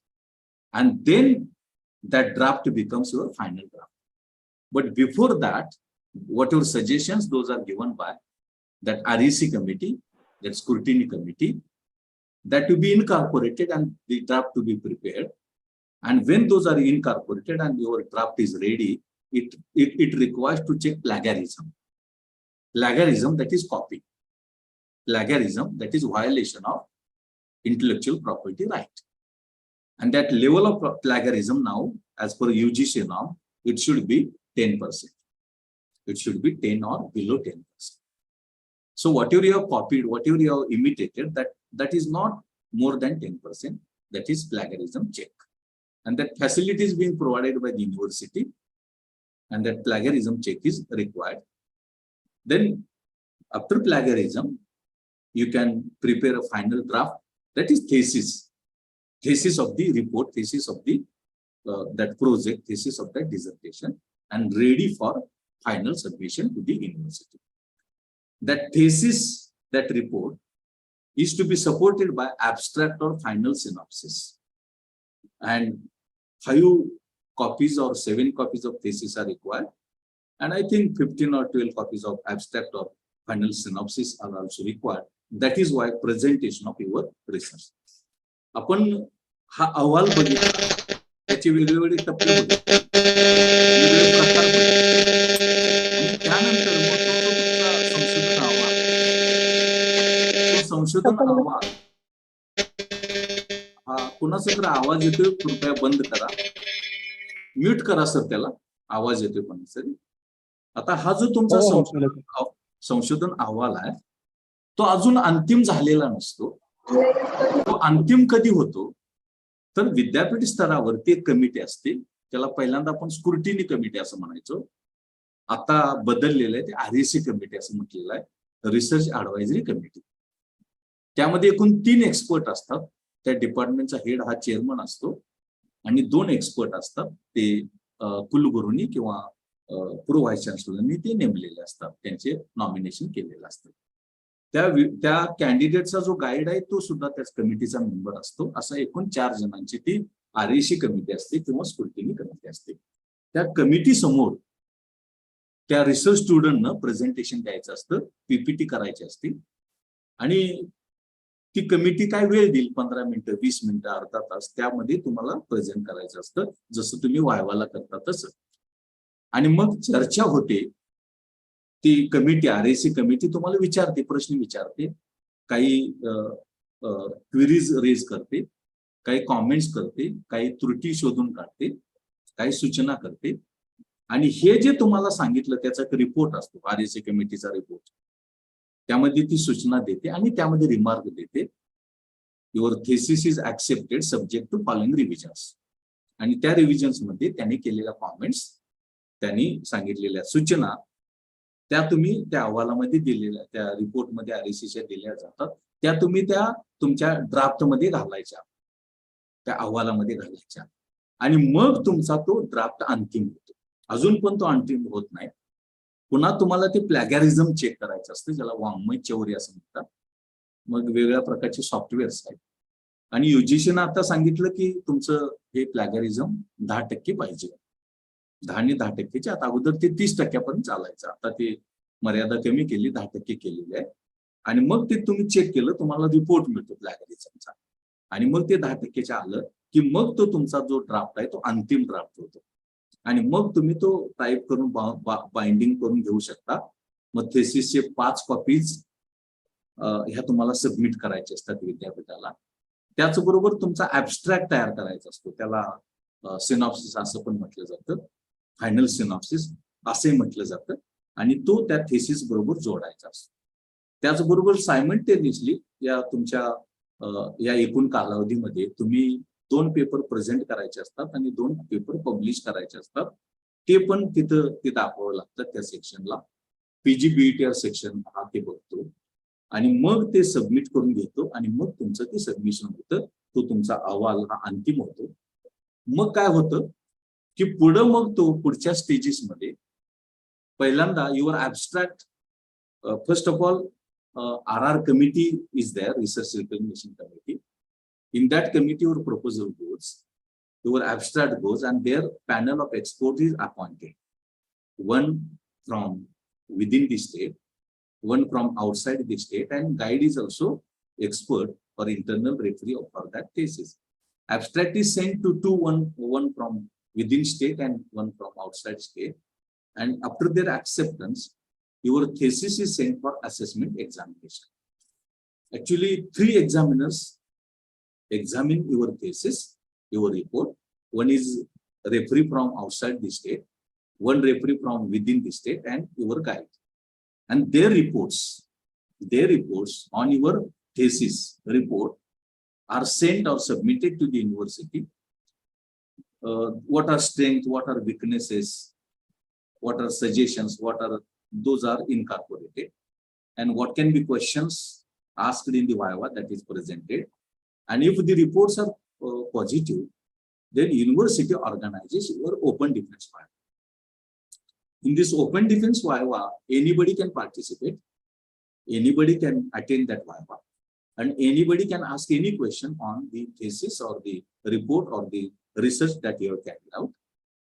And in your viva, your performance is satisfactory and your reports are positive given by the 3 experts. Then your viva report is submitted to the university recommending your thesis is ready for, or it is suitable for awarding PhD in any history, journalism, economics, sociology, like that. And when your viva report is sent, then Director of Board of Examination, his declaration is given, or he gives on the date of mentioning the date of viva, and thus that is declaration of your PhD or MPhil result. And you have to submit a report of convocation, and in the convocation you get degree of PhD, MPhil, like that. This is what is also there. आता तुम्हाला मी हे सांगत होतो की तुम्ही तुमचा जो अहवाल आहे तो मसुदा तयार केल्यानंतर विद्यापीठ स्तरावरती त्या डिपार्टमेंटला एक समिती असते. पहिल्यांदा आपण स्क्रुटिनी कमिटी म्हणायचो, आता त्याला आपण RAC कमिटी असं म्हणतो. त्यामध्ये एकूण 3 एक्सपर्ट आणि गाईड असतो आणि ते त्याच्या समोर तुम्हाला प्रेझेंटेशन ते करायचं असतं तुमच्या त्या थेसिसचं PPT फॉर्ममध्ये. वेळ 20 मिनिटं, 25 मिनिटं, अर्धा तास दिला जातो. मग ती कमिटी तुम्हाला प्रश्न विचारते, काही त्रुटी शोधून काढते, काही कॉमेंट्स करते, काही सूचना देते आणि त्या तुम्ही त्या अहवालामध्ये तुम्ही घालायच्या असतात. मग त्या घातल्यानंतर मग तुम्हाला ते प्लॅगॅरिझम चेक करायचं असतं. तुम्हाला RACचा रिपोर्ट मिळतो, त्याप्रमाणे ते करायचं असतं आणि संबंधित कमिटीला ते दाखवायचं असतं. मग त्यांनी ते ओके म्हटलं की मग तुमचा जो ड्राफ्ट आहे तो प्लॅगॅरिझम चेकला इलिजिबल होतो. मग प्लॅगॅरिझम वेगळ्या सॉफ्टवेअरच्या माध्यमातून चेक करता येतं, करून घेता येतं. त्याची मर्यादा आहे 10%. तुमचं प्लॅगॅरिझम 10% पण चालू शकतं, त्याच्या आत त्याच्यावर चालत नाही. मग प्लॅगॅरिझमचा रिपोर्ट आणि तुम्ही RAC मधलं सगळं ते घातलेलं, मग त्यातून तुमचा जो अंतिम थेसिस तयार होतो तो थेसिस तुम्ही विद्यापीठाला सादर करायचा असतो, सबमिट करायचा असतो. तो थेसिस 5 कॉपीज 7 कॉपीज त्या विद्यापीठावरती अवलंबून असतात. हार्ड बाउंड फॉर्म मध्ये, आणि त्याला CD पण लागते, सॉफ्ट कॉपी पण लागते, असं ते असतं. त्याबरोबर तुम्हाला ऍब्स्ट्रॅक्ट किंवा फायनल सिनॉप्सिस द्यायचा असतो. सिनॉप्सिस मध्ये साधारणतः प्रकरण पहिलं आणि साधारणतः त्या प्रकरण टेबल आणि त्याचं काही इंटरप्रिटेशन आणि निष्कर्ष आणि सूचना असं ते द्यायचं असतं. त्याला आपण अंतिम सिनॉप्सिस असं म्हणतो, किंवा ऍब्स्ट्रॅक्ट असं म्हणतो. तो त्या थेसिस बरोबर जोडायचा असतो. 15 कॉपीज 20 कॉपीज मध्ये तो ऍब्स्ट्रॅक्ट हा द्यायचा असतो. आणि त्याबरोबरच एकूण 2 तुम्हाला पेपर हे प्रेझेंट करायचे असतात आणि पब्लिश करायचे असते. ते पण अट ही तुम्हाला कम्प्लाय करावी लागते. आता हे तुम्ही सादर केल्यानंतर विद्यापीठाच्या पीजी सेक्शनला तुम्ही करता. मग तिथं RR कमिटीची एक मीटिंग होते, रिसर्च रिकग्निशन कमिटीची मीटिंग. त्या कमिटीमध्ये तुम्ही सादर केलेला ऍब्स्ट्रॅक्ट त्यावरती पॅनल ऑफ एक्सपर्ट निश्चित होतं. एकूण 3 एक्सपर्ट असतात. एक एक्सपर्ट राज्यातला असतो, एक एक्सपर्ट हा राज्याच्या बाहेरचा असतो आणि गाईड हा एक एक्सपर्ट असतो. मग त्या दोघांच्या एक्सपर्टचं ऍक्सेप्टन्स आल्यानंतर मग तुमचा थेसिस त्यांच्याकडे जातो, तुमचा रिपोर्ट त्यांच्याकडे जातो तपासण्याला, असेसमेंटला. मग ते तपासतात प्रकरण वाईज, काय सूचना, काय मर्यादा, त्रुटी. मग त्यांना असं वाटलं की हे केलेलं संशोधन चांगलं आहे, बरोबर आहे, तर मग ते शिफारस करतात विद्यापीठाला की हे यांनी काम बरोबर केलेलं आहे, अहवाल बरोबर लिहिलेला आहे, संशोधन बरोबर केलेलं आहे आणि तुम्ही PhD साठी स्वीकारायला काय हरकत नाही. असे अहवाल त्या 2 एक्सटर्नल रेफरीचे तुमच्या गाईडचा जातो आणि मग ते पॉझिटिव्ह असतील, ऍक्सेप्ट करा असे असतील, मग विद्यापीठ तुमची ओपन डिफेन्स व्हायवा लावते. मग व्हायवामध्ये एक एक्सपर्ट येतो आणि तुमचा गाईड असतो आणि बाकीचे लोक असतात. या व्हायवामध्ये ओपन डिफेन्स असतं, कुणीही अटेंड करू शकतो तो आणि कोणीही काही विचारू शकतो तुमच्या कामाच्या संदर्भात. तुम्हाला ते त्याची उत्तरं द्यायची असतात. त्याच्या त्रुटी तुम्हाला जर रेज केल्या तर त्या तुम्हाला स्पष्टीकरण द्यायचं असतं आणि मग व्हायवाची कमिटी असते. मग व्हायवाचा रिपोर्ट जातो विद्यापीठाला की बाबा यांचा परफॉर्मन्स व्हायवामध्ये बरोबर आहे किंवा चांगला आहे, समाधानकारक आहे आणि तुम्ही यांना PhD डिग्री द्यायला काय हरकत नाही.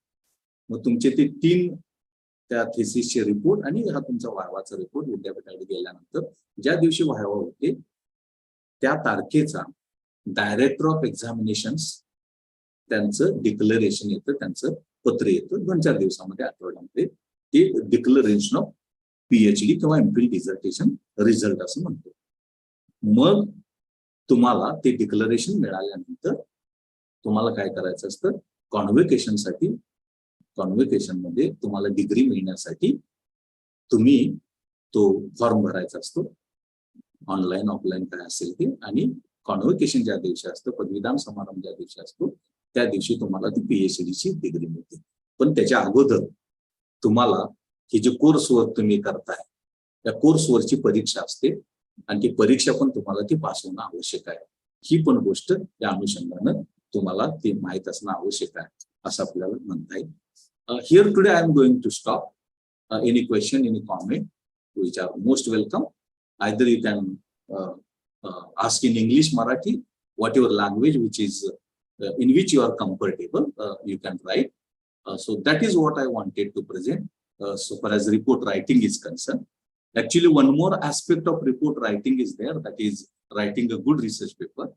But taking into account time constraint and taking into account the details, those are there. I have incorporated in my lecture only report writing, and I couldn't incorporate writing a good research paper. So now you are free for any comment, any questions, any queries. You can ask either in Marathi or in English. That may be relating to your thesis, that may be relating to your topic in which you are working. That is there. Over to you, Chinsolkar sir. Sir, तुमच्याकडे. हा, okay sir. ते policy implications म्हणजे काय असा एक प्रश्न विचारलेला आहे विद्यार्थ्यांनी. Yes. Policy implications means how your research is useful for policy making. Suppose it is in economics, how it is useful for fiscal policy, how it is useful for development policy, how it is useful for monetary policy. Suppose international trade policy, labor policy. जे विकासाची धोरण आहे, देशाची धोरण आहे, आंतरराष्ट्रीय व्यापाराचं धोरण आहे, विकासाचं धोरण आहे, नाणेनिधीचं हे मौद्रिक धोरण आहे, राजकोषीय धोरण आहे, किंवा पंचवार्षिक योजना तयार करायची आहे, किंवा वित्त आयोगाचा रिपोर्ट तयार करायचा आहे, ते तयार करताना तुमचं संशोधन कसं उपयुक्त आहे, ते कसं मार्गदर्शक ठरू शकतं, ते तुम्ही सांगणं म्हणजे पॉलिसी इम्प्लिकेशन. म्हणजे तुमचं संशोधन हे देशाच्या धोरणामध्ये, आंतरराष्ट्रीय धोरणामध्ये, कामगार धोरण असेल, लोकसंख्या धोरण असेल, योजना तयार करणं असेल, वित्त आयोग असेल, किंवा विकासाचं धोरण असेल, शेती धोरण असेल, उद्योगाचं धोरण असेल, आंतरराष्ट्रीय व्यापाराचं धोरण असेल, ते तयार करताना शिक्षण धोरण असेल, तुमचं कसं उपयुक्त आहे त्या संबंधीचं मार्गदर्शन ते संबंधीचं स्पष्टीकरण म्हणजे पॉलिसी इम्प्लिकेशन्स असं आपल्याला म्हणता येतं. हा बोला सर तुमच्या. सर तुमच्याकडं अजून कुणाला काय विचारायचं असेल? चिंचोळकर सर तुमच्याकडं. हा आणखीन एक प्रश्न आहे सर. हा विचारा. What is expected to be written in a background chapter असं म्हणतील. Background of chapter means actually what is the background of research you are carrying out. Suppose you are working on education. Suppose it is higher education. Now in higher education, it can be in the background of National Education Policy 2020. It can be in the background of National Commission on Education, Kothari Commission. It can be in the background of privatization of education. It can be in the background of independence of India. It can be in the background of planning of India. The background in which you want to carry out research. Suppose privatization of education taking place, privatization of industry taking place, in which you want to work. So that can be background of your study. ज्याला आपण संशोधनाची पार्श्वभूमी असते. संशोधनाची पार्श्वभूमी म्हणजे काय? तुम्ही जो विषय निवडलेला आहे तो विषय कोणत्या पार्श्वभूमीवरती तुम्हाला संशोधन करायचं. आपल्याला माहिती आहे 91 नंतर नवीन आर्थिक धोरण आलं, आता 21 नंतर नवीन शिक्षण धोरण आलं. तर या चौकटीमध्ये तुम्हाला शिक्षणाचं, उच्च शिक्षणाचं संशोधन करायचं आहे, तुम्हाला आंतरराष्ट्रीय व्यापाराचं संशोधन करायचं आहे, तुम्हाला बेकारी, विषमता, गरिबीच्या प्रश्नांचं संशोधन करायचं आहे. तर त्यामध्ये तुम्हाला करता येतं. तुम्हाला वाटलं की स्वातंत्र्योत्तर कालावधीमध्ये आपल्याला करायचं आहे तर तुमचा बॅकग्राऊंड ऑफ स्टडी हा पोस्ट इंडिपेंडन्स पिरियड आहे. तुमच्या 91 नंतरचं करायचं असेल तर तुमचा बॅकग्राऊंड ऑफ स्टडी हा पोस्ट रिफॉर्म पिरियड आहे. तुमचं नवीन शिक्षण धोरणाच्या चौकटीमध्ये करायचं असेल तर तो 2022 नंतरचा आहे. ही बॅकग्राऊंड ऑफ स्टडी तुमच्या संशोधन विषयाची पार्श्वभूमी. लक्षात आलं?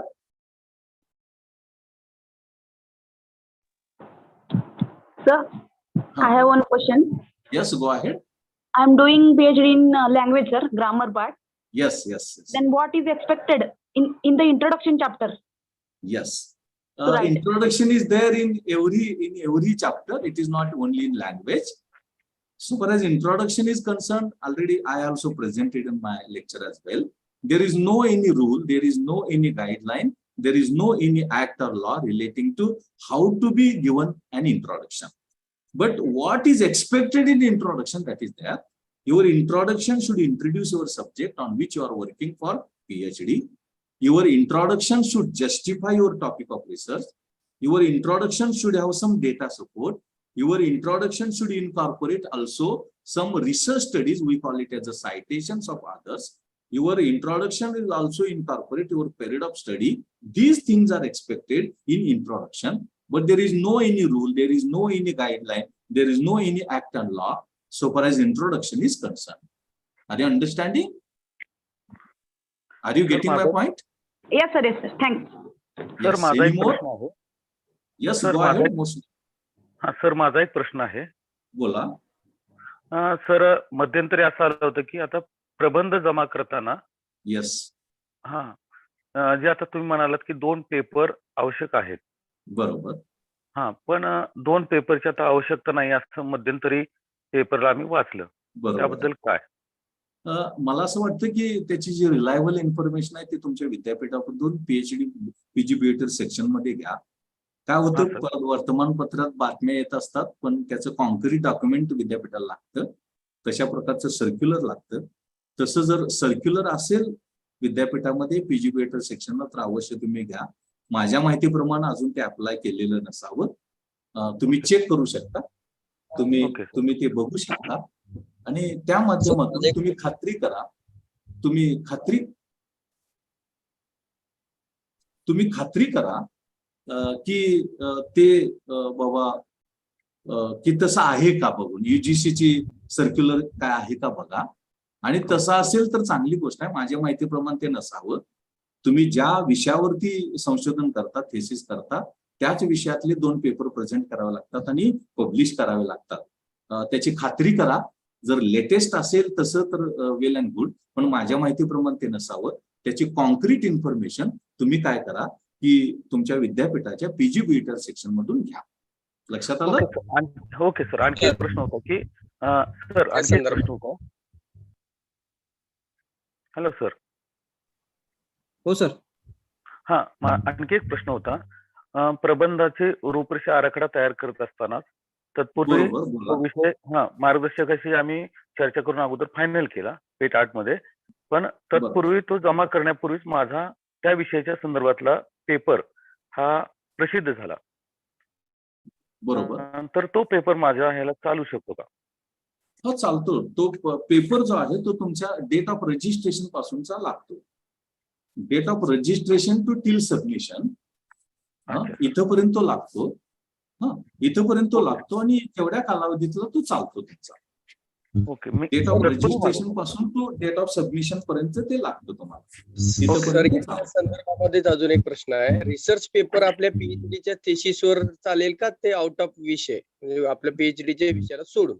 तुमचा तो जो रिपोर्ट आहे, तो जो पेपर आहे, तो तुमचा पेपर हा तुमच्या पीएचडी थेसिस या विषयावरतीच पाहिजे, त्यावरचीच पाहिजे. बाकीच्या ह्याच्यावर तो लागत नाही किंवा तो चालत नाही. आलं का लक्षात तुमच्या?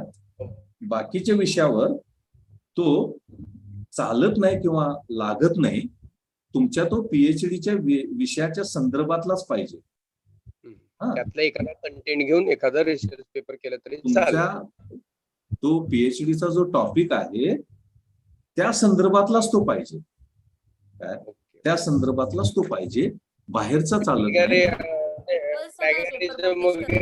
होणार नाही ना सर यातलं फायनल सबमिशनच्या वेळी? काय म्हटला? रिसर्च पेपर आपल्या पीएचडीच्या विषयावरच आहे. बरोबर. आणि तो प्लॅगरिझम होणार नाही का परत फायनल सबमिशनच्या वेळी? नाही, प्लॅगरिझम कसं होणार? तुमचंच आहे ना, ते वेगळं आहे. त्याचे सायटेशन तुम्ही देऊ शकता तुमच्या थेसिस मध्ये. त्याचे सायटेशन तुमच्या रिपोर्ट, तुमचे जे पेपर्स आहेत ते पेपर्स मध्ये सायटेशन दिलं असा की मग ते प्लॅगरिझम होत नाही. Okay, thank you sir.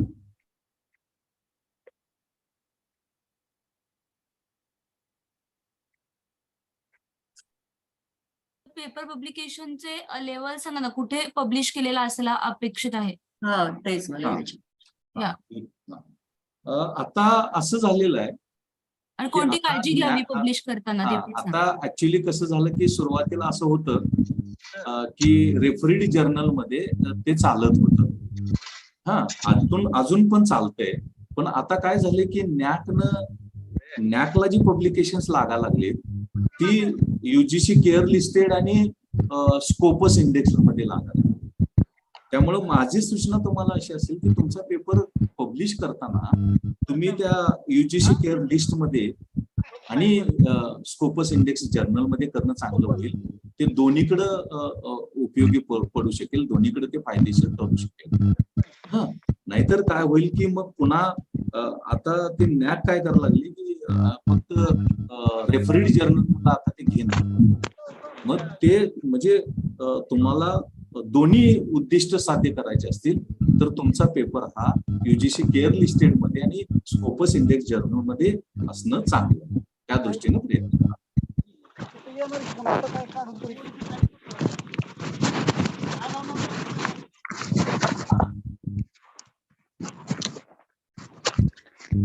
Good evening sir. Yes. Sir, थोडंसं out of box maybe असेल. आता मला जे सांगितलेलं आहे विद्यापीठाकडून की तुम्ही याच्यावरती रिपोर्ट सादर करा, तुमचं जे कोर्स वर्क झालंय, तर तो कशा पद्धतीने असेल असा आम्हाला गायडन्स हवा होता. काय सादर करायचं तुम्हाला? रिपोर्ट, कोर्स वर्क जो आता झालेला आहे त्याच्यावरती रिपोर्ट सबमिट करायचा आहे. त्याचं उत्तर आम्ही देणार आहोत सर. चिंचोळकर सर सांगतील तुम्हाला. ओके चालेल, कारण आज लास्ट जे आहे ना म्हणून थोडंसं विचारलं. सर सांगतील. त्यामध्ये काय अपेक्षित आहे ते सरांना त्याच्यावर मी सांगणार आहे. सर सांगतील तुम्हाला. मी ज्यावरती बोललो रिपोर्ट रायटिंग वरती, जर तुम्हाला काय विचारायचं असेल तर अवश्य विचारा, काय प्रॉब्लेम नाही. आणि तिथल्या ज्या गोष्टी आहेत कोर्स वर्कच्या संदर्भामध्ये ते सर तुम्हाला चांगल्या पद्धतीनं सांगू शकतील. सर, युजीसी केअर लिस्ट मध्ये सादर करताना तिथे प्लेगॅरिझम चेक केलं जातं का आपण पहिले करून द्यायचं असतं आपला पेपर येतो? दोन्ही पण गोष्टी असतात. कुठलंही जर्नल तिथं प्लॅगरिझम चेक करतं आणि मगच ते ऍक्सेप्ट करतं. आणि तुम्ही करून पाठवणं पण अधिक चांगलं, म्हणजे एक आपल्याला पुन्हा ते परत येण्याची शक्यता नसते. Okay sir, thank you. नमस्कार सर. हा बोला. हॅलो. हा, माझा विषय भाषेच्या संदर्भामध्ये आहे, मराठीच्या संदर्भामध्ये. तर आपण आता अतिशय उत्तम अशा पद्धतीने रिपोर्ट रायटिंग बद्दल सांगितलेलं आहे की रिपोर्ट कसा लिहायचा हे अतिशय उत्तम पद्धतीने झालं. पण आता मराठीच्या संदर्भामध्ये जेव्हा एखाद्या विषयावरती आम्ही रिसर्च करतो तेव्हा तो रिसर्च नवीन असला पाहिजे असं म्हटलं जातं. पण आपण जी रायटिंगची पद्धत सांगितलेली आहे रिपोर्ट रायटिंगची किंवा एकूणच थेसिस रायटिंगची, ती एक साचेबद्ध पद्धतीची आहे. म्हणजे सायन्सवाल्यांनी पण त्याच पद्धतीने केलं पाहिजे, मराठीवाल्यांनी पण त्याच पद्धतीने केलं पाहिजे, किंवा अजून फाईन आर्ट्सवाल्यांनी सुद्धा एका विशिष्ट पद्धतीने हा सगळा रिपोर्ट लिहिला पाहिजे. आपण विषयाचं नाविन्य पाहिजे म्हणतो, पण रिपोर्ट रायटिंग मध्ये मात्र साचेबद्धपणा आहे असं वाटतं. तर हे योग्य आहे का? कसं राहतं की जेव्हा तुम्ही सायन्स मधला थेसिस लिहिता त्यामध्ये आपोआपच वेगळे पण येतं. जेव्हा मी ह्युमॅनिटीज मध्ये लिहितो तेव्हा आपोआपच वेगळं येतं. जेव्हा बाकीच्या फॅकल्टीज मध्ये कॉमर्स मॅनेजमेंट लिहितो तेव्हा आपोआपच इनबिल्टच येतं ते त्यामध्ये. नाही पद्धत म्हणालात ना आपण सर. ही गाईडलाईन असते. हा, ही गाईडलाईन असते. या गाईडलाईनच्या चौकटीमध्ये आपण आपला विषय तो बसवायचा असतो. तुम्ही लँग्वेज मध्ये लिहिताना आपोआपच वेगळं असणार ह्युमॅनिटी सोशल सायन्सेस पेक्षा. सायन्सच्या माणसाचं आपोआपच वेगळं असणार आपल्यापेक्षा. ते त्यामध्ये आपोआप बसत जातं. ही जनरल गाईडलाईन असते, जनरल फॉर्मॅट असते. हो, मला तेच म्हणायचं होतं की गाईडलाईन ज्या आहेत या जर समानच असतील किंवा पहिलं प्रकरण, दुसरं प्रकरण, तिसरं प्रकरण आणि त्याचे प्रकार जे आपण ठरवले ते योग्यच आहेत, म्हणजे या पद्धतीचे आहेत.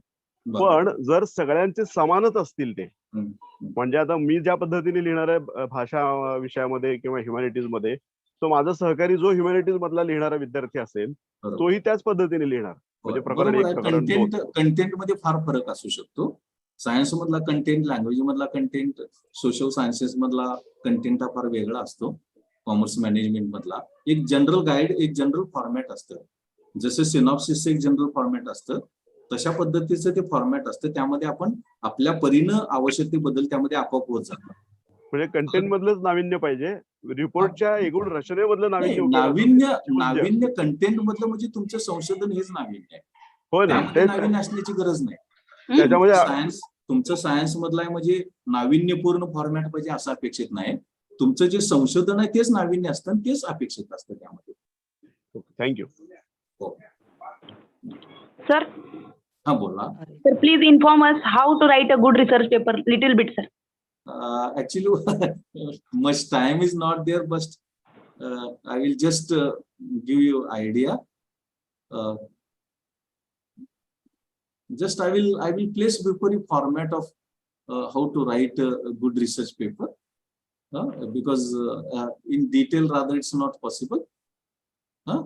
Okay. This is what format of good research paper is.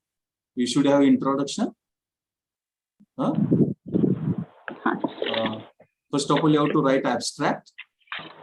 Then keywords are there. If economics is there, J classification is there. This is in the abstract. Then introduction is there. Section 2 is review of research studies. Section 3 is research methodology. Section 4 is data results and discussion. We also call it as analysis of that problem. Section 5 is major conclusions. Section 6 is major policy suggestions. And 7th is references. And that to be written in the form of APA style, MLA style, or Chicago University style. You know what is abstract? Abstract is what it is and how it is you carried out. And what are major conclusions, what methodology used, applied, that to be presented in 10 to 7 lines. That is abstract. After completion of your research. Again, in introduction, your topic should be introduced, and what others have carried out research related to your topic, that to be mentioned. You have to justify how your topic is of crucial importance. That is what introduction, and what study period have you used, that is in introduction.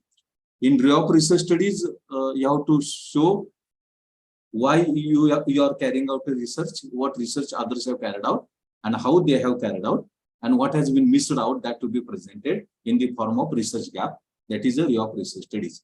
So far as a research paper is concerned, a review of 10 studies is sufficient. When it is a PhD thesis, 50 studies review is required. When it is a MPhil dissertation, it is study of 30 review is required. Then in section 3rd, research methodology, what type of your research that you have to mention, whether it's analytical, descriptive, theoretical, exploratory, that you have to mention. You have to mention methods of research, how you collected data, how you analyze data, how you tested hypothesis, what is your period of study, 10 years, 5 years, like that. What type of data you used, secondary data, primary data, what are sources of data. When it's primary data, you prepared questionnaire, what was your sample design, what was your sample size, how you carried out processing of data, analysis of data, what tools and techniques you have used for carrying out data processing and analysis, how you have tested hypothesis, methods of testing hypothesis you have to give, and what maps and graphs you use. All those things are incorporated in research methodology. In section 4, data results and analysis discussion, all tables are incorporated, their results are incorporated, results of quantitative techniques are there, graphs are there, their interpretation is there. Here also use of citations is required. Citations in introduction as well as citations in this section also required. You can write in AP style if it is psychology and natural sciences, MLE style in humanities, and Chicago style for fine arts and authors. You have to test hypothesis, and that to be incorporated in this section only, data results and analysis. Then major conclusions, major important conclusions, 1, 2, 3, 4, 5, 6, 7, 8, like that, you have to incorporate. What are problems and sub-problems you identified, what measures are useful to tackle those problems, those are major suggestions. You can say policy suggestion, 1, 2, 3, 4, 5, like that. And references, whatever citations that you have given in introduction or in any other part in review of literature and even in data analysis result, that to be written as references, that to be in AP style, MLA style, or Chicago style. That is what the writing of a good research paper is there. आपण उत्तम आपल्याला संशोधन लेख किंवा निबंध लिहायचा असला या टप्प्यांमधून आपल्याला तो जावा लागतो. पहिल्यांदा ऍब्स्ट्रॅक्ट लिहावा लागतो त्याचा, यामध्ये काय संशोधन झाले, कसं झाले, कोणी केलंय, ते साधारणतः एक ते त्यामध्ये आपण कसं केलेलं आहे ते त्यामध्ये देणं अपेक्षित आहे. ते करताना कीवर्ड्स, मुख्य संकल्पना कुठल्या आपण वापरल्या. अर्थशास्त्रासारखा विषय असेल तर JEE क्लासिफिकेशन आपल्याला मिळतं, journal of economic language classification, ते आपल्याला देता येतं. मग त्याचा पहिला भाग येतो प्रस्तावना. प्रस्तावनामध्ये मी मगाशी पण सांगितलं की असं काय नियमावली नाही, असं काय कायदा नाही. तुम्ही तुमचा विषय इंट्रोड्यूस करायचा असतो, त्या विषयाच्या अनुषंगाने बाकीच्यांनी काय संशोधन केले त्याचे काही सायटेशन द्यावे लागतात. ते संशोधन कसं आवश्यक महत्वाचं आहे ते तुम्ही द्यावं लागतं. अभ्यासाचा कालावधी काय आहे हे साधारणतः इंट्रोडक्शन मध्ये आणि त्याचे सायटेशन द्यायचे असतात. सेक्शन 2 मध्ये, भाग 2 मध्ये रिव्ह्यू ऑफ रिसर्च स्टडीज घ्यायचा असतो, संशोधन साहित्याचा आढावा घ्यायचा असतो. संशोधन पेपर असतो त्यामुळे साधारणतः एक 10 स्टडीचा आढावा घ्यावा अशा प्रकारची अपेक्षा. मी ते संशोधन कुणी केलेलं आहे, का केलेलं आहे, कसं केलेलं आहे याचं विवेचन या संशोधन आढाव्यातून आपल्याला घ्यायचं असतं आणि त्यातून रिसर्च गॅप काढायचा असतो. तो रिसर्च गॅप तिथं मेन्शन करणं आवश्यक आहे. सेक्शन 3 मध्ये रिसर्च मेथडॉलॉजी ही द्यायची असते, संशोधन पद्धती. यामध्ये तुमचं संशोधन कुठल्या प्रकारचं, अनेक प्रकार आहेत. तुम्ही जर रिसर्च मेथडॉलॉजीची पुस्तकं बघितली, analytical research, descriptive research, theoretical research, pure research, action research, असे प्रकार आहेत. त्यातला कुठल्या प्रकारचं तुमचं संशोधन आहे ते तुम्ही तिथे मेन्शन करायचं. मेथड्स ऑफ रिसर्च, तुम्ही डेटा कसा गोळा केला, तुम्ही प्रोसेसिंग कसं केलं, अनालिसिस कसं केलं, हायपोथेसिस कसं टेस्ट केलं हे त्यामध्ये देणं अपेक्षित आहे. तुमचा अभ्यासाचा कालावधी, पिरियड ऑफ स्टडी 5 वर्ष 10 वर्ष काय तो द्यायचा असतो. तुम्ही कुठल्या प्रकारचा डेटा वापरला, सेकंडरी, प्रायमरी असेल तर मग तुम्ही क्वेश्चन आहेत कशी, तुम्ही सॅम्पल डिझाईन कसं केलं, सॅम्पल साईज कशी केली, तुमचे रेस्पॉन्डंट कोणते आहेत त्याचे डिटेल द्यायचे असतात.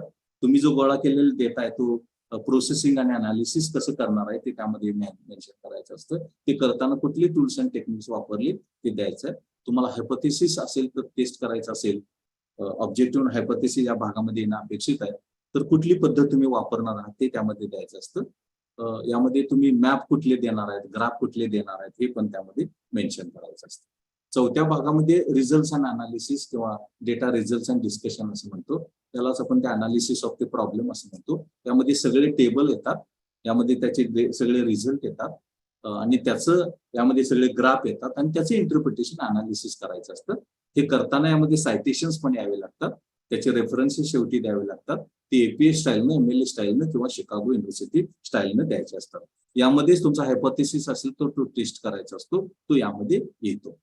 सेक्शन 5 मध्ये तुमचे मेजर कन्क्लुजन्स येतात. हे तुम्ही अभ्यास केल्यानंतर महत्वाच्या ज्या गोष्टी तुम्ही त्यातून शोधून काढल्या ज्या नवीन आहेत त्या तुम्ही 1, 2, 3, 4, 5 असं या 2-4 ओळींमध्ये ते लिहायचं असतं. त्याला आपण मेजर कन्क्लुजन्स असं म्हणतो, महत्वाचे निष्कर्ष असं म्हणतो. आणि पॉलिसी सजेशन्स म्हणजे धोरण सूचना. यामध्ये हा अभ्यास करत असताना तुम्ही जे काही प्रश्न अभ्यासला त्याचे जे काही उपप्रश्न होते ते सोडवण्यासाठी काय उपाययोजना तुम्ही सुचवू शकता, त्या उपाययोजना सुद्धा 1, 2, 3, 4, 5 असं ते मांडायचं असते. त्याला आपण सजेशन्स असं म्हणतो. मग तुमचे रेफरन्सेस येतात, जेवढे तुम्ही सायटेशन दिले इंट्रोडक्शन मध्ये असतील, रिव्ह्यू ऑफ लिटरेचर मध्ये असतील, डेटा रिझल्ट अनालिसिस मध्ये असतील, ते सगळे रेफरन्सेस हे सायटेशनचे तुम्हाला इथं द्यायचे असतात. मग तुम्ही एपीए स्टाईलने देता किंवा MLA स्टाईलने देता. ती पर्टिक्युलर स्टाईल ठरलेली आहे. एपी स्टाईल सायकोलॉजी आणि नॅचरल सायन्सेससाठी, MLA स्टाईल ही आणि शिकागो स्टाईल ही फाईन आर्ट आणि बाकीच्यासाठी.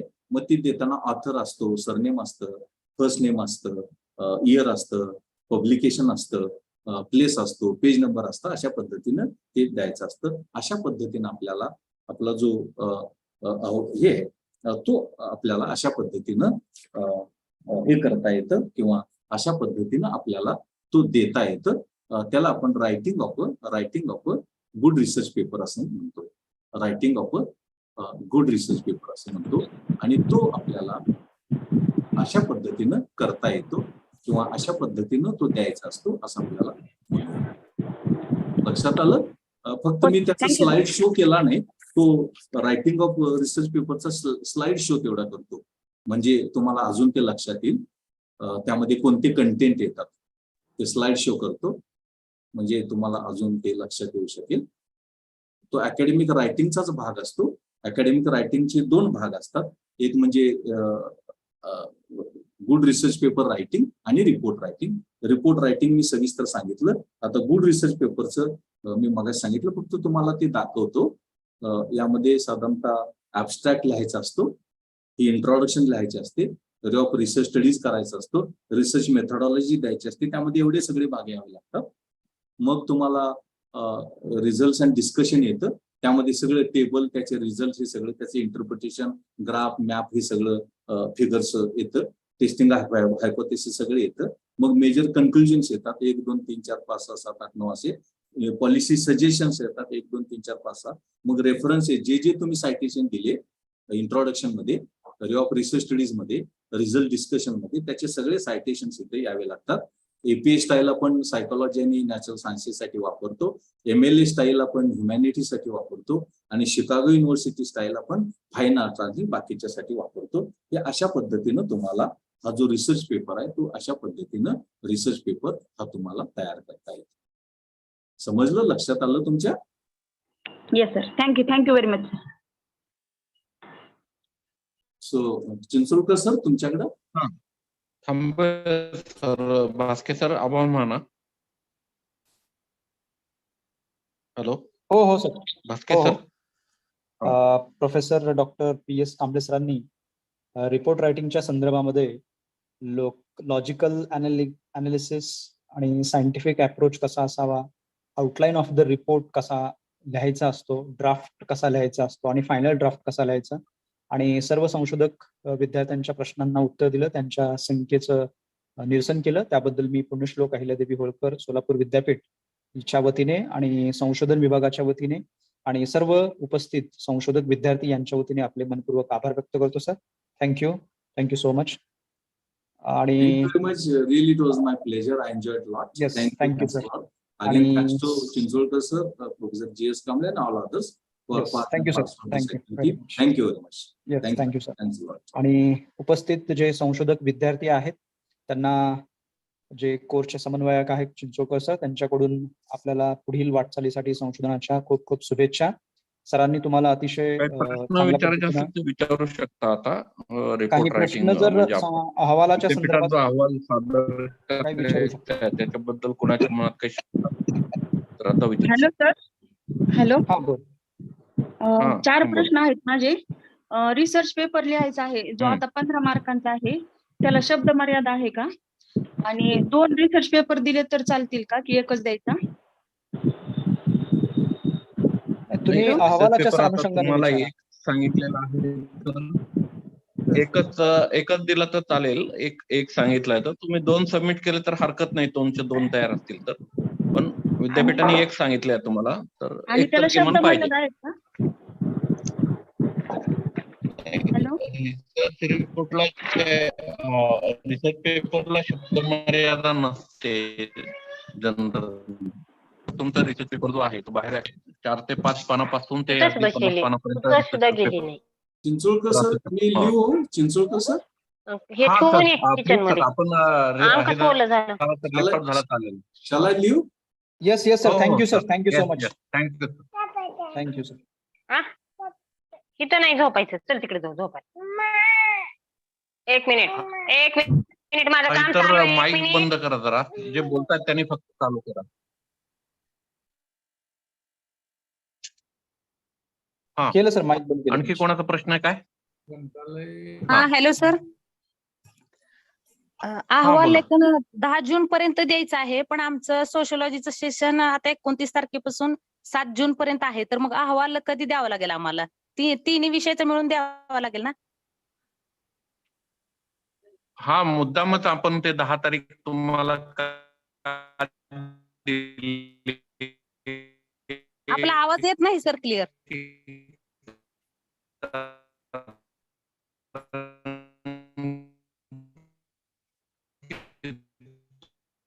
तुमचं पेपर 3चं पण कोर्सवर्क आता प्रत्येक विषयाचं सुरू होणार आहे तर मग तुम्हाला डबल विद्यापीठामध्ये. हॅलो आता येतोय का? आता येतोय का येतोय आवाज? सर.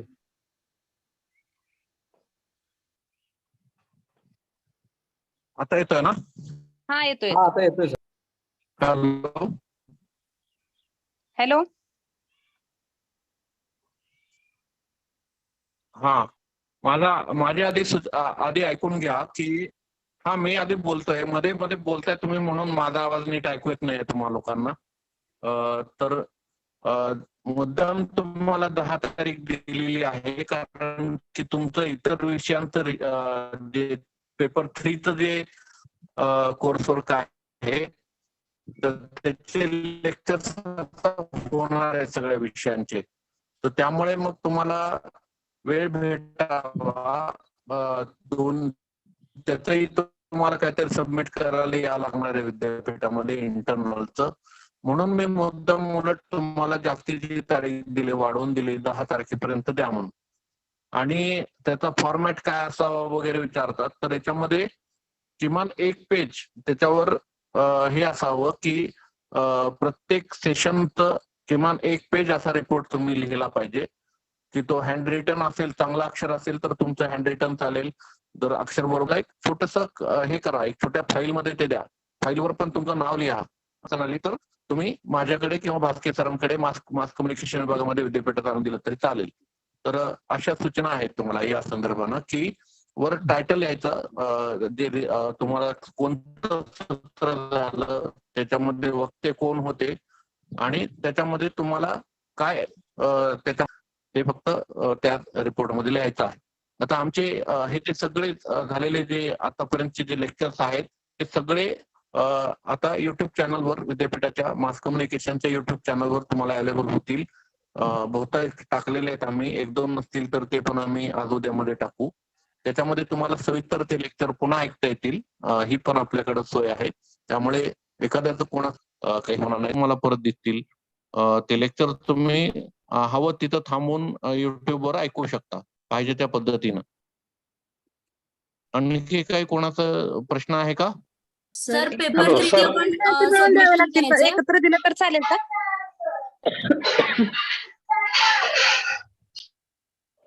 Hello sir. हा बोला. आता तिन्ही रिसर्च पेपर विषयाचं मध्ये काय एकत्रच दिलं लिहायचं तर हे चालेल का अहवाल? विचारायला कोणतरी. आता आता तुमचे जे विषय आहेत तुमच्या गाईडशी चर्चा करून तुम्ही ते रिसर्च पेपरचा विषय आणि ते ठरवायला पाहिजे. त्याच्याविषयी होऊ शकत नाही, कारण की तुम्ही वेगवेगळ्या विषयांच्या विद्यार्थ्याला सांगू शकतो विषयावर रिसर्च पेपर तू लिही, किंवा तो मला म्हणू शकतो की मी या विषयावर मी लिहू का रिसर्च पेपर. तर नवीन विषय निवडावे लागतात त्याच्यामध्ये रिसर्च पेपरला. आपापल्या गाईडशी चर्चा करून रिसर्च पेपर लिहा. त्यांनाच विचारा, शब्द मर्यादा वगैरे बाकीचे प्रश्न हे जे आहेत ते त्यांना विचारा रिसर्च पेपर बाबत. अहवाल लेखन संदर्भात सर, तिन्ही विषयाचं एकत्रच दिलं तर चालेल का अहवाल? पेपर 1 आणि 2चा वेगळा सबमिट करावा लागेल आणि पेपर 3चा तुम्हाला वेगळा द्यावा लागेल, कारण की त्याचे मार्क जे आहेत ते वेगवेगळ्या लोकांकडून भरले जातील, त्यामुळे मग ते वेगवेगळे द्या. Okay okay. Sir library report मध्ये नेमका कसा लिहायचा सर? लायब्ररी रिपोर्ट म्हणजे त्याच्यात असं अपेक्षित आहे की पेपर 3 झाल्यानंतर तुम्ही एक दिवस लायब्ररीला भेट द्यायची विद्यापीठाच्या, आणि त्याच्यावर आधारित तो रिपोर्ट लिहायचा आहे. ठीक आहे. सर बाहेरगावच्या विद्यार्थ्यांनी काय करावं? सर. हा सर बाहेरगावच्या विद्यार्थ्यांनी कशा पद्धतीने 10 तारखेपर्यंत, परत 10 तारखेला येणं शक्य नाहीये, तर कशा पद्धतीने द्यावं आम्ही? मी का सांगितलं की तुम्ही 1 तारखेपासून अगदी उद्यापासून 10 तारखेपर्यंत कधी द्या ना. आम्ही तुम्हाला काही मुद्दाम पर्टिक्युलर 10 तारखेला द्या असं म्हणत नाहीये. तर त्यामुळे तुम्हाला कसं आहे की विद्यापीठ कंपल्सरी काही जणांना खरं तर हे कोर्सवर्क विद्यापीठामध्ये असतं महिनाभर. तुमची सगळ्यांची तयारी आहे का विद्यापीठामध्ये येण्याची, कोर्सवर्कला इथे राहण्याची? तुमची सोय बघून आम्ही हे ऑनलाईन केलेलं आहे. तर तुम्ही एक दिवस यायला, नुसता अहवाल द्यायला यायला जर नाही म्हणत असाल तर मग नाही सर, येणार आहे हा. आम्ही शेवटचे हा. 2 दिवस, मग तेव्हाच. मग ठीक आहे सर, त्या दिवशी शेवटच्या दिवशी किती वाजेपर्यंत आम्ही असं, कारण 6 वाजेपर्यंत आमचे लेक्चर आहेत 8 तारखेला. नाही, तुम्हाला मध्यंतरी असं लेक्चर काय कंटिन्यू तुम्हाला बसवत नाही ना, नाही. इंटरव्हल देतातच ना हा, काहीतरी. ठीक आहे सर. असं कसं होईल? आणि विद्यापीठामध्येच लेक्चर असतील ना तुमचे? हो विद्यापीठातच आहे सर. मग काय 2 मिनिटाचा वेळ ते तेवढं फक्त सबमिट करायला तुम्हाला किती लागतं त्याच्यामध्ये? ठीक आहे सर. ओके. 11 ते 5 ऑफिसमध्ये असतातच लोक, त्या वेळेमध्ये कधीही द्या तुम्ही.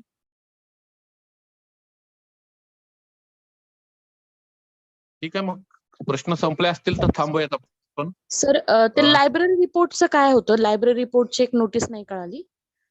ते सांगितलं ना मी तुम्हाला की तुम्ही ज्या वेळेस विद्यापीठात येता तर त्यावेळेस लायब्ररीला व्हिजिट द्यायची, विद्यापीठाच्या लायब्ररीला, आणि त्यावर आधारित एक रिपोर्ट लिहायचा तो. त्याच्याविषयी तुम्हाला लायब्ररी रिपोर्ट म्हणजे नेमकं काय आहे. मागच्या वेळेस तरी असं केलेलं होतं, मला माहिती आहे की लायब्ररीला विद्यार्थ्यांना 2 दिवस व्हिजिट करायला सांगितलेली होती, आणि मग लायब्ररीच्या व्हिजिटवर आधारित एक रिपोर्ट लिहा असं सांगितलेलं होतं. त्यालाच लायब्ररी रिपोर्ट म्हटलेलं होतं. त्या ठिकाणी काय आहे काय नाही, रिसर्च ते रेफरन्सेसची पुस्तकं कुठं ठेवलेली आहेत, किंवा लायब्ररीमध्ये एखादा तिथे जाऊन पुस्तकाचं रिव्ह्यू करा असं पण सांगितलं जाऊ शकतं. ते लायब्ररी रिपोर्ट मध्ये आता तुम्हाला तुमच्या संशोधन विभागातले लोक पेपर 3चं ज्या वेळेला गायडन्स करतील त्यावेळेला काय सांगतील त्यानुसार तुम्ही लायब्ररी रिपोर्ट तयार करा. Sir library report paper number 3 मध्ये ऍड केलं तर चालेल ना? हो चालेल. ठीक आहे सर. हॅलो सर, रिपोर्ट देताना कव्हरिंग लेटर द्यावं लागेल आणि त्यावर गाईडची सही लागेल का? काय म्हटलंय? रिपोर्ट पुन्हा सबमिट करताना कव्हरिंग लेटर द्यावं लागेल का?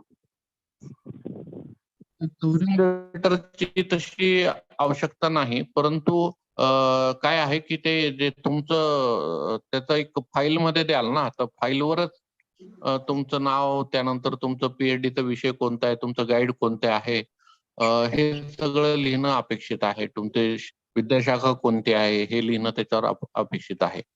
कव्हरिंग लेटरची तशी आवश्यकता नाही. हॅलो सर, जेव्हा आपण सर अहवाल सादर करतो तो अहवाल आपल्या गाईड कडून तपासून घेऊन द्यायचा का स्वतः लिहूनच तुमच्याकडे डायरेक्ट जमा करायचा? नाही, गाईडला दाखवलं तर चांगलं आहे, पण काही आम्ही कंपल्शन करत नाही तसं गाईडला दाखवायचं असतं. कारण की काही जणांची गाईडला भेट होऊ शकते, नाही होऊ शकत. काहींचे गाईड परगावी असू शकतात. तेवढ्या एका टेक्निकल गोष्टीसाठी तुमचा रिपोर्ट सबमिट होणार नाही असं व्हायला नको. तर त्यामुळे जर तुमच्या गाईडची समजा भेट नाही झाली तर तुम्ही थेट देऊ शकता, पण गाईडला दाखवून दिलं तर चांगलंच आहे. ठीक आहे सर. ठीक हॅलो सर. हा हॅलो, हा, विषयानुसार लेक्चर कधी चालू होणार सर तिसऱ्या नंबरचे पेपरचे? आता तुमचे जे संशोधन केंद्राचे जे प्रमुख आहेत ना ते तुम्हाला, कारण त्याच्याविषयी मला पण माहिती नाही, पण बहुतेक 2-3 दिवसामध्ये सर्वांची सुरुवात होते आहे माझ्या माहितीप्रमाणे. 2-3 दिवसात का? Okay okay okay, thank you. हो. भास्के सर, सर्वांचे संपले असतील थांबूयात आपण. हो चालेल सर. फीडबॅक लिंक फॉर्म पण.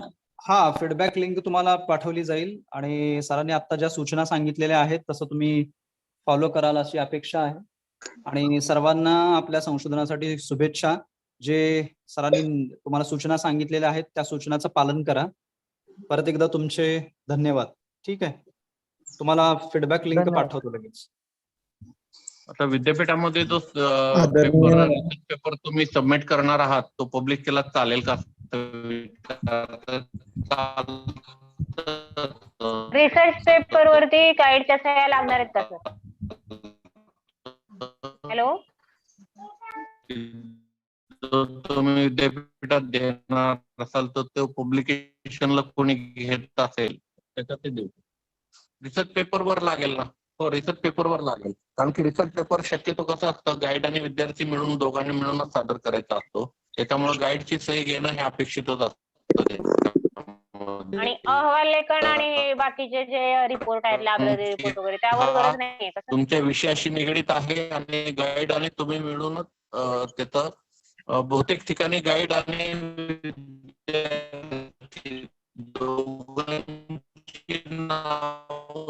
रिसर्च पेपरवर लिहिलेले असतात. कोर्स वर्क आणि लायब्ररी रिपोर्ट वरती गाईडची सही नाही ना? त्यावर गाईडची सही नसली आवाज कट होतोय सर. लायब्ररी रिपोर्ट तर तुम्हाला विद्यापीठात लायब्ररीला व्हिजिट देऊन लिहावं लागेल. तर त्यावेळेला तुमचे गाईड त्यांना मग तेवढ्यासाठी खास इथे विद्यापीठात यावं लागेल. तर ते आवश्यकता नाही त्याची. तर त्याच्यावर गरज नाही आहे गाईडच्या सही. कंपल्सरी नाही. जर तुम्हाला कंपल्सरी नाहीये, कंपल्सरी नाही सही असली पाहिजे असं त्याच्यावर. ठीक आहे भास्के सर, लिंक शेअर करा याची. हो केली सर, लिंक शेअर केली. फीडबॅकची लिंक शेअर केली आहे सर. सर 2 मिनिटासाठी मी या ठिकाणी आभार मानतो सर तुमचे. या कोर्स 9 दिवसाच्या असणाऱ्या कोर्स वर्क मध्ये आदरणीय चिंचोळकर सर व तसेच भास्के सर व कांबळे मॅडम